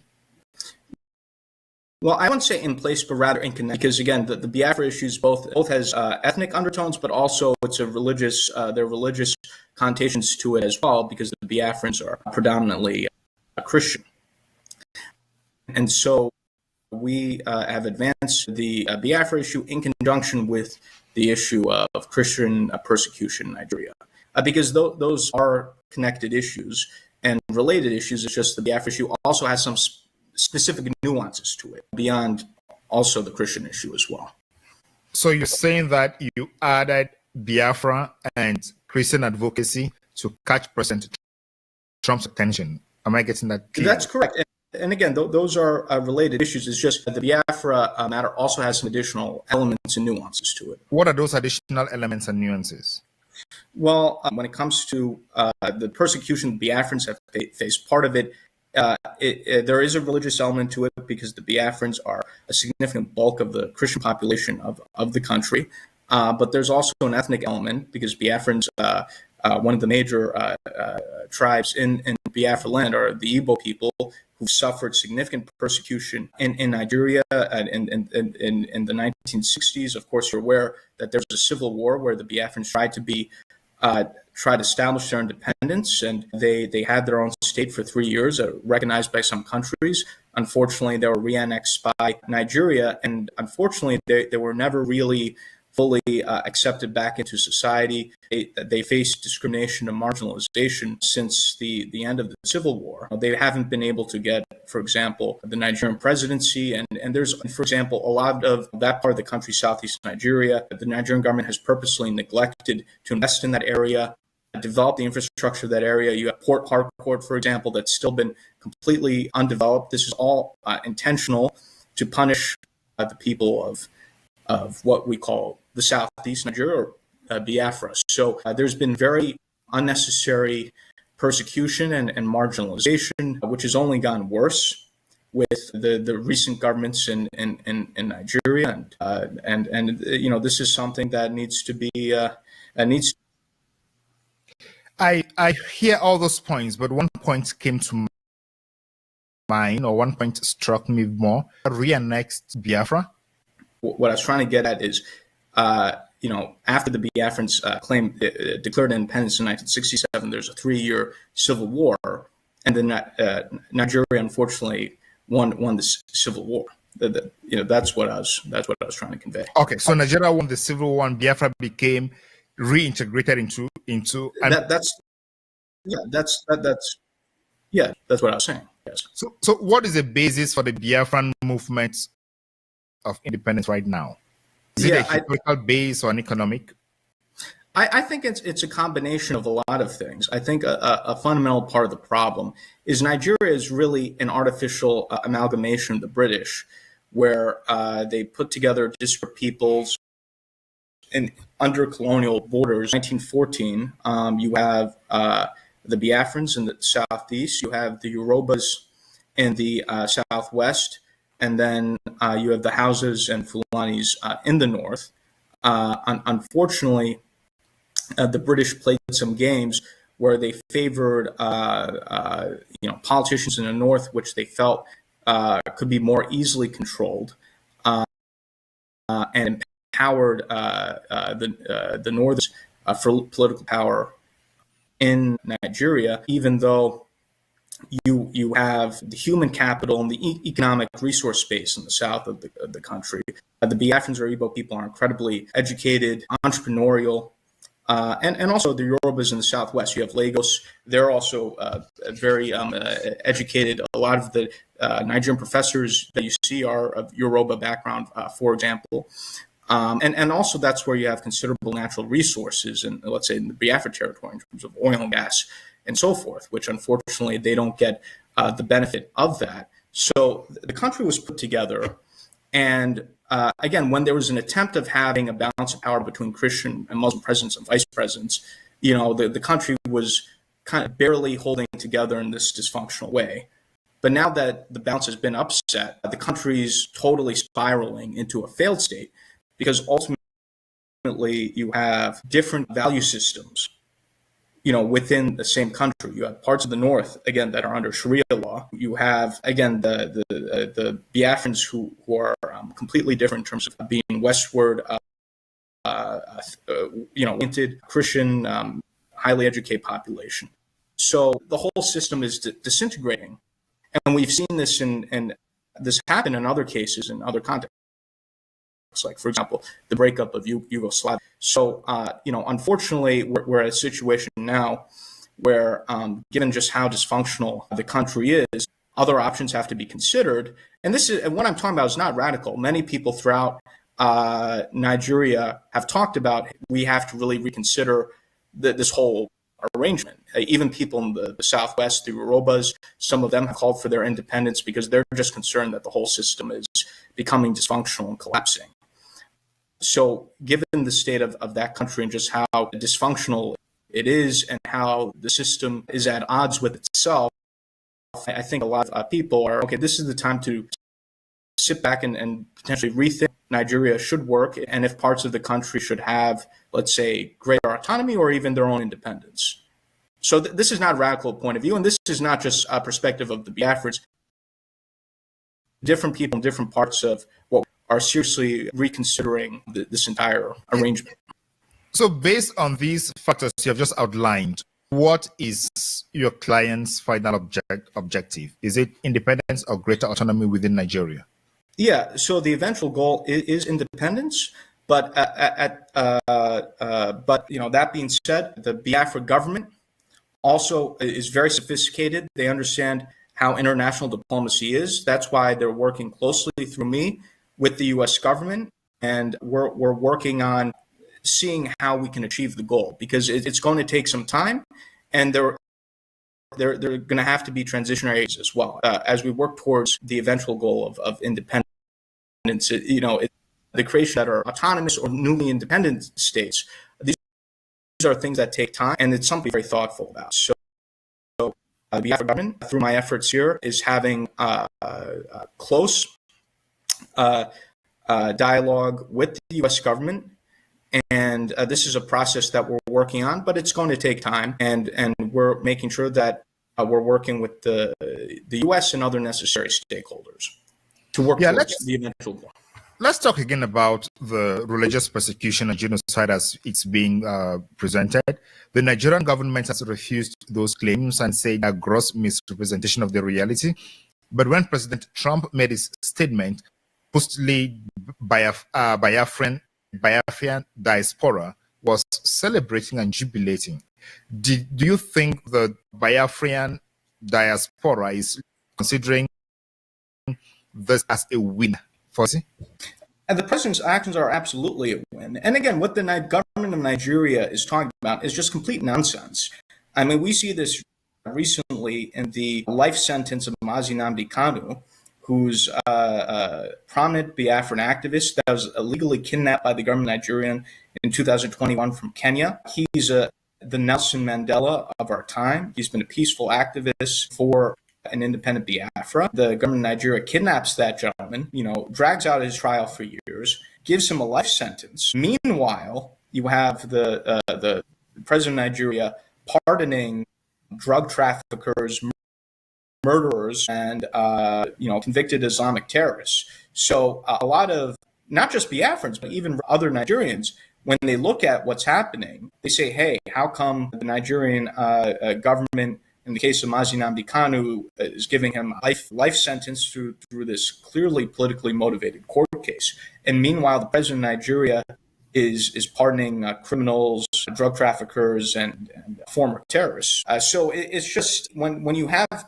contrasts that are so stark, one can't help but come to the conclusion that there's a bias against both Biafrans and also Christians generally in Nigeria, because what else could possibly explain these type of discrepancies? So you're saying that... And this is not just my view, too. Recently, in congressional hearing that you alluded to, a member of Congress, John James, highlighted the example of Mazi Nnamdi Kanu as the double standard Nigerian government, an example of Christian persecution in Nigeria. So again, this is not just my point of view, but the point of view of people in the U.S. government and point of view of people in Nigeria, both Biafrans and non-Biafrans. A lot of Nigerians, again, non-Biafrans, think that the Nigerian government's prosecution and life sentence of Mazi Nnamdi Kanu is completely ridiculous and absurd. Yeah, I don't want to... One example to show you why what the Nigerian government says is just absurd. That's right. I don't want to adjudicate those issues because we could have a different conversation on the judgment itself that was delivered 100 and something pages, but we could have a separate conversation on that one. But that's just to answer your question, though. Yeah, what I want to touch, do you believe that Nnamdi Kanu did not commit any crime, or the sanction was more than the crime he committed? Any crime. He was agitating for the independence of Biafra. He had an organization, the Indigenous People of Biafra. He was a peaceful activist, and the government of Nigeria has not presented any convincing evidence regarding any crimes that he committed. It seems that from the perspective of the government of Nigeria, simply have a viewpoint of supporting Biafran independence is a crime in and of itself. And I think that's just, again, completely absurd.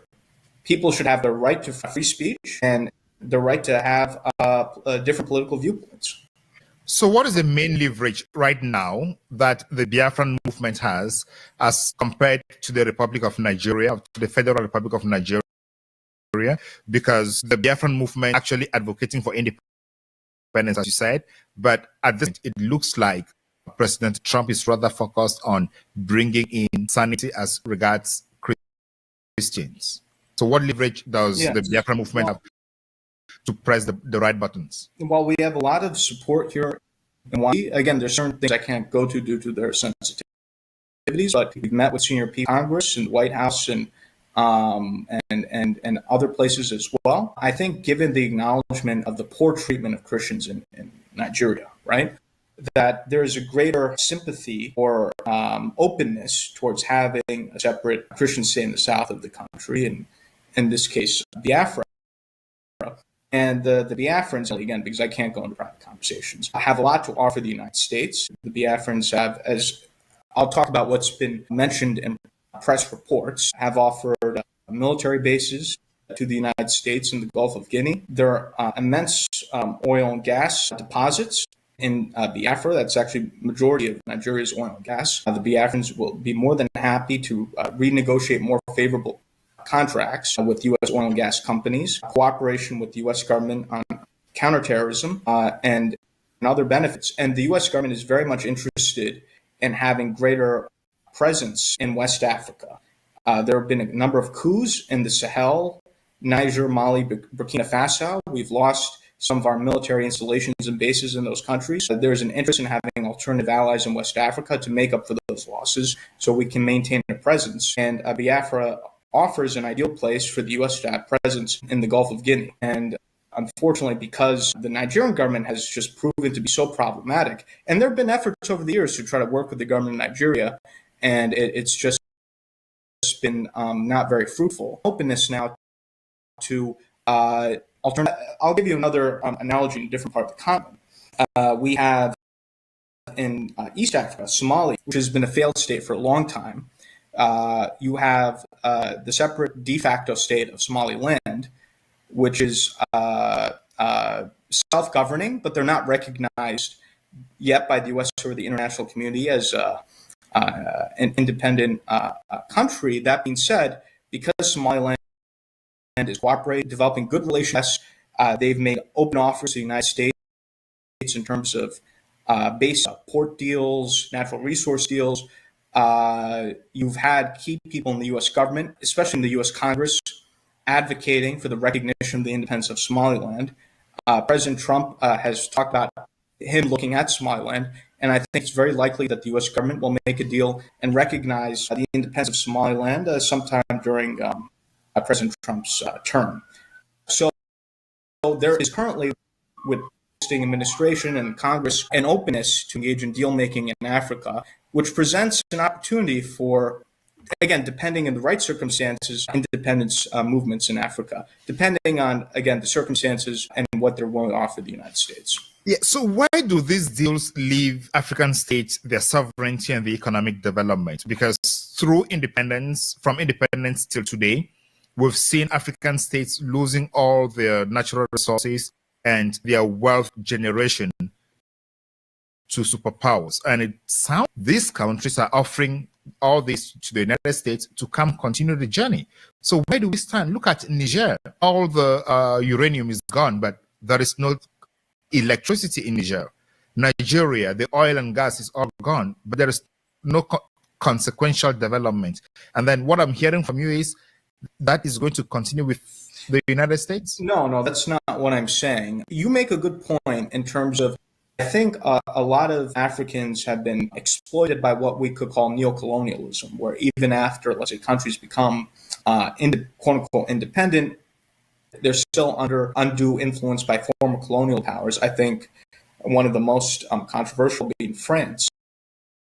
And oftentimes the issue with some colonists, whether it's the French or the Belgium or some of these other powers, is they do business with their former colonies in a way that's exploitative, oftentimes trying to prop up puppet dictators, engaging in economic deals that are bad for those countries that are exploitative. That's not what I'm advocating for, and that is not what the U.S. is advocating for. In fact, I think a greater U.S. presence can offer an alternative for African governments to both kind of these neo-colonialist former powers, as well as an alternative to both the Russians and Chinese. And the way that the U.S. is, it's not this exploitative colonial model, but rather a business style model in which the U.S. can come and say, hey, how can we help make investments in your country such that we could both our relations and we could both make money together. So the viewpoint is not in exploiting the countries or its natural resources, but rather having investments in these countries in which both the U.S. and those countries, whether it's the Biafrans or other places in Africa, where there can be a mutually benefit, where it could be a win-win situation. So Yeah, I want to say, the I problem agree is the problem is when I listen to you say the Nigerians or the Biafrans and the Somalis and the Somalilanders are willing to offer the oil and gas, natural resources and ports for the US to come in, but I didn't hear the other part where they're coming to invest in those countries so they can generate the wealth within those countries and create that's exactly what I'm saying. For where the US can come in, but to make investments to help Biafrans or to, let's say, help Somaliland take advantage of their natural resources in such a way that the U.S. benefits, those countries also benefit. And that's a much better model in terms of, let's say, what the Biafrans currently have. Their oil and gas are exploited by both these companies, and none of the benefits of that wealth is the people of the area.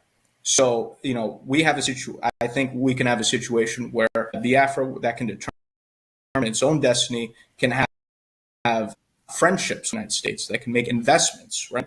Its oil and gas industries and other industries where the people of Biafra can finally benefit from their own wealth, their own natural resources.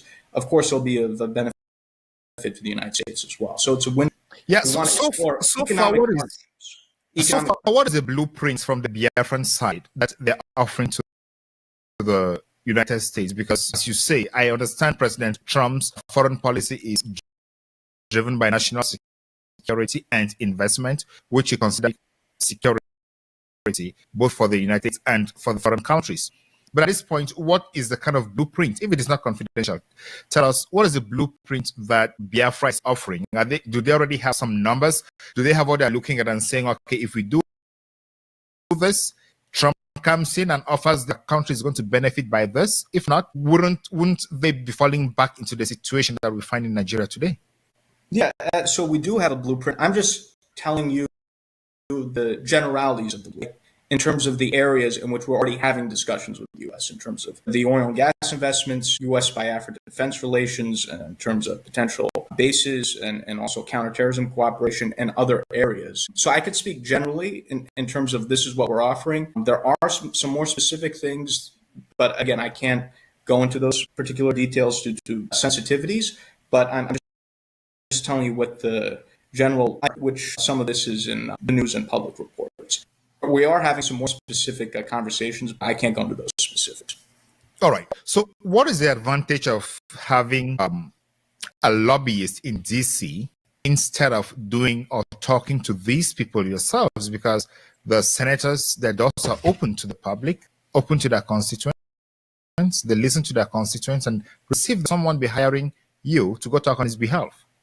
Yeah, so the way I would explain lobbying is similar to how you have a professional attorney that you hire to navigate you through the political process, through the legal process. You hire a lobbyist to help you navigate through the political process. And I think there's a term in law that any client who tries to represent themselves in court is foolish, right? There's this phrase for attorneys and a legal background yourself. So someone can represent in court or at trial, but they're better off having a professional attorney helping them through that process. The same thing goes for the political process, where the U.S. government is extraordinarily complicated to navigate, and people like myself have the knowledge and expertise as to how to navigate the U.S. government, and we provide advice and counsel to our clients in terms of how to best navigate through the U.S. government, who are the right people to meet with, and also how the information should be conveyed and what the message should be. So we act in a very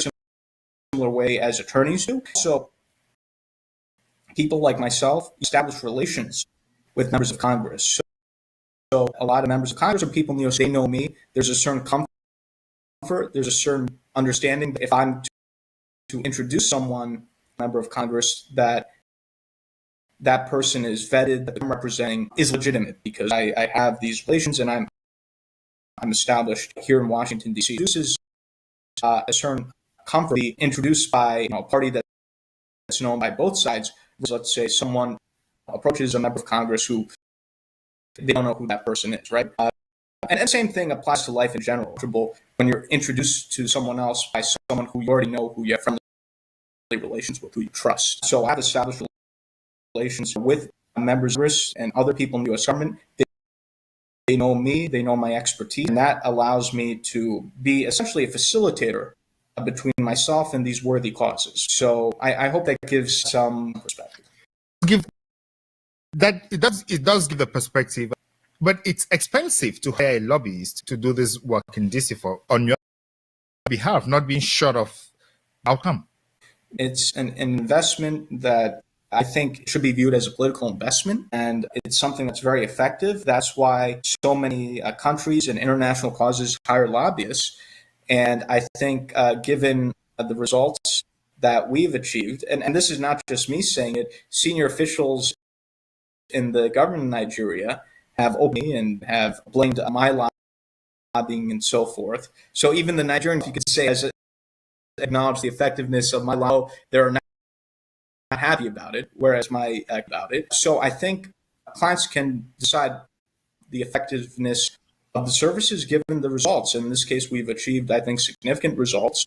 And in fact, there's even a tweet, I forget by who, but there's a tweet online that went viral, 500,000 tweets, saying the lobbying campaign that our firm engaged on behalf of the Biafrans was one of the best returns on investment in history, which I think was a little bit flowery. But clients can generally judge in terms of whether or not a lobbyist is achieving results and influencing opinion or not. So Biafrans are already happy while they have not yet had their independence. You say, is that what you're telling me? Well, Biafrans are happy about the result, but we're still working towards the goal. Achieving a newly independent state in Africa or anywhere takes time. We've engaged in our lobbying campaign. I've been involved in representing the Biafrans for a little bit more than a year now. In the cases of some countries, it's taken decades for them to obtain their freedom and independence. So we've achieved a lot in a short period of time, and we're working towards the goal. These things don't happen magically overnight, and anyone who says that they're going to achieve a newly independent state overnight is, in my opinion, statecraft takes time, especially if you want to do it the right way. I don't want to go so much into that. That was the focus of our conversation. But you've mentioned the Biafrans and Somaliland that are advocating for independence. And the Ambazonian movement is linked with the Biafran movement. And the leaders of the Ambazonian movement and the leaders of the Biafran movement are in jail. Do you have any relationship with the Ambazonian movement? Yeah, so I also have experience with the Ambazonian movement. I am the lobbyist here in Washington, D.C. for the Ambazonian Governing Council. And so I have an understanding of the Ambazonian cause as well. And, it's something that has relation, you said, because Amazonian and Biafra, those reach each other, and some of the Biafran groups have collaboration with Amazonian groups. And are you proud that you're putting yourself in the middle of a region that is likely being destabilized in Africa? Well, the way I view it is I hope I could play a constructive role in terms of coming to positive conclusions in these issues, because I think if you don't have, let's say, any sort of international interest or U.S. mediation, let's say, for example, in the case of Cameroon, you've had the Anglophone crisis for the past, I think, 9 years now, and it hasn't gotten the attention that it deserves. I think highlighting the issues to the U.S. and the international community and trying to get some interest in terms of resolving the problem that can be helpful. So I view myself as trying to have a positive role in an area that has had conflict and instability, and trying to be constructive, because otherwise some of these conflicts will continue to be neglected and the problems will just continue to worsen. So President Trump is on record as saying he has resolved at least eight conflicts around the world, and he wants to prevent other conflicts. If you were to advise President Trump about conflicts, let's say you meet President Trump today and you were to talk to him about conflicts in Africa, what are the 3 top conflicts you're going to talk to him about? Yes, so obviously I would talk to him about the Amazonia, Cameroon conflict, the Anglophone crisis. I think President Trump, who has negotiated 8 or so peace agreements, that would be a perfect place where he could be a mediator. Obviously, I would talk to Biafra and our interest in, having the U.S. play a role in deal making with Biafra. you mentioned a third. There are a number of could also be highlighted. You have what's happening. For example, President Trump has indicated that he now wants to get involved in resolving the conflict in Sudan, and I commend him for that. So I think Sudan is something I would mention. You've also have had a tremendous amount of instability in the Central African Republic. That's another place you could look into as well. So those are other areas that I think the president can look into, should look into. And again, I'm very pleased now that President Trump, in a tweet or Truth Social, the president enjoys social media, has finally mentioned what's happening in Sudan, which has been, again, one of those areas that has been neglected. A big part of the problem is some of these conflicts just receive absolutely no attention, and people are suffering. And I think just having some attention to these issues is so important. So I think if the president can play a positive role in negotiating the situation in Sudan, I think that'll be great win for his administration. He's already, the party tried to broker deals between Rwanda and Democratic Republic of Congo. So I commend these efforts and engagements, and they should continue with these efforts and engagements. All right. You say you are the lobbyist and you speak to these people. What about a situation where one side has a lobbyist and the other side has a lobbyist? How does that play out? Because I don't think it's like a situation where you go to court, you have the prosecution and the defense, and they argue following specific laws, specific procedures, and then based on the law to have an outcome. So if there are two different lists on the cause arguing two different stories, how do you play that out? That's a very good point, and it happens quite often here in Washington, D.C., where you have lobbyists, let's say, representing the opposite sides, right, of a particular issue. And what's needed in that situation is to present the better argument. And I think a member of Congress has the right, or any U.S. government official has the right to listen to both sides and see what makes more sense and make their best judgment. And so that's how those situations play out. And again, someone like myself or any other lobbyist cannot guarantee what a U.S. government official will do. And anyone who says that is, again, not being genuine. But what we can do is present to the decision makers, make sure they have the information.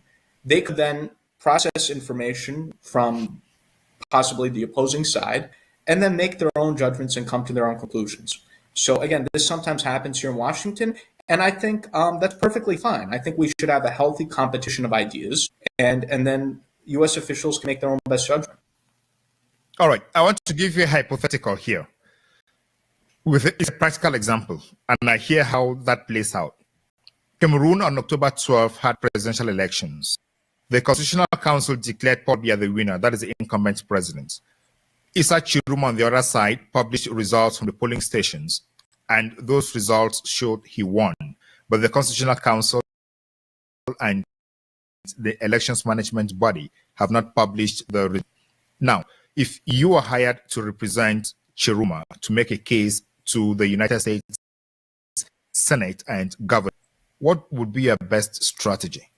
Well, what I would say is, and again, these are things that I already highlight in my capacity representing the Amazonians, but Paul Biya has been a long-time dictator in Africa. He's 93 now. He wants to be president until I think he's 100, which I think will be a record. And Cameroon, under his tenure, has not had free and fair elections. They've been Cameroonians, the Amazonians or other Cameroonians have had a history of being oppressed under the Biya dictatorship. And I think the Cameroonian opposition, individuals such as Chiruma, can make the argument a democratic Cameroon will be better for the people of Cameroon and will also create a situation of a healthier Cameroon that would be a better partner for the United States, that can help stabilize the situation within Cameroon. Part of the reason why you've had instability in the country, whether it's the Anglophone crisis or other problems, is because of the mismanagement of the Biya government. And I think Cameroon opposition can make the argument to the United States that many of the problems in Cameroon could be resolved if you had a friendly democratic government which can resolve the problems of the people instead of the situation with the Bia regime where there's suppression and then you have revolts and all these other problems that have come as a reaction to that. I think there's a persuasive case at this moment that the opposition could make, and you have members of Congress, especially members of Congress, like the Senate Foreign Relations Chairman, who are skeptic of the regime, and others. Yeah, the Bia regime has many critics in the U.S. for their lack of democracy and many other problems. And if Bia's lobbyist comes in and says, we have a stable government that has stabilized the country for the last 43 years, and we are critical for the stability of the Gulf of Guinea, if we change the system, there is a high probability that the country may go into full-blown crisis, considering the case of the Northwest and the Southwest and the North and the East. And if they say they have held some balance for all this while and they need for the country right now, how would you counter such an argument? Yeah, I'm sure that's what they would say. But what I would say is, again, the situation has out of control. Under the Bia regime, the situation in the country is not stable, as we've seen with the Anglophone crisis, and that's because of policies of the Bia government. And also, too, he's 93 years. He doesn't have much more time. You know, his end is inevitable given his age. Regardless, there's going to be a change because at some point, So if he's going to amend the constitution because he has a majority in parliament and appoint a vice president who takes over from him to ensure continuity, what would you say? Well, what I would say is there are many people who are dissatisfied with this style of the Bia regime, which is autocratic in nature. And there are many people in Cameroon that would like to experience true democracy. And I think that's something that should be given a chance. And I think it will be a beacon of hope, especially a country that's important like Cameroon. If it were to have a transition to democracy, I think that would be a positive development in the region. So I think there's an argument that can be made and should be made in opposition. Thank you so much, Elias, for coming to the Beyond Africa podcast. Do you have any last word for our viewers? Yeah, well, it's a pleasure to be here with you. What I say is this is a very interesting time in the continent. I think some of these liberation movements, like the Biafra independence movement and other pro-democracy causes in the continent, should be receiving more attention. I'm glad that some of these issues are receiving attention, but I think more attention needs to be paid to Africa. Africa is often overlooked, even though it's so critical and so important. And so I appreciate the role that your program has in terms of creating additional appreciation for Africa, and it's a pleasure to be on your program. Thank you so much. We seek to give in-depth time to actors who are discussing and managing issues on Africa because traditional media does not give that amount of time, and we want to have all perspectives on the news, so we share those views. For example, the news would go on saying there is no genocide in Nigeria, but irrespective of the term that has been used, what's important is there is violence and there is need for security because the government is failing. And when we have such conversations, we have a different view of what is happening around the world. And that is the essence of the Beyond Africa podcast. We are here to tell African stories to change lives in Africa. And thank you again to the Beyond Africa podcast, Elias Jerasulis. Ladies and gentlemen, thank you so much for watching. What a time to be alive and what a time to follow African politics. I have been your host, Ngalim Bernard. See you in the next episode of the Beyond Africa podcast. I resume my function as President of the Council. I now give the floor to the representative of the United States. Thank you, Mr. President, and thank you for chairing this important meeting. Thank you to our briefers, Secretary General Guterres, and ECOWAS Commission President Dr. Touré. As we speak, Al-Qaeda-affiliated terrorists in the Sahel have paralyzed Mali with a fuel blockade. Colleagues, the situation is dire there. We see Al-Qaeda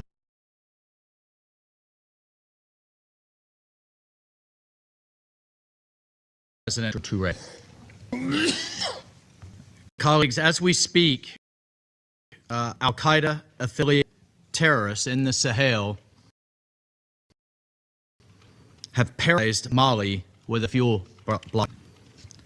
Colleagues, the situation is dire there. We see Al-Qaeda aiming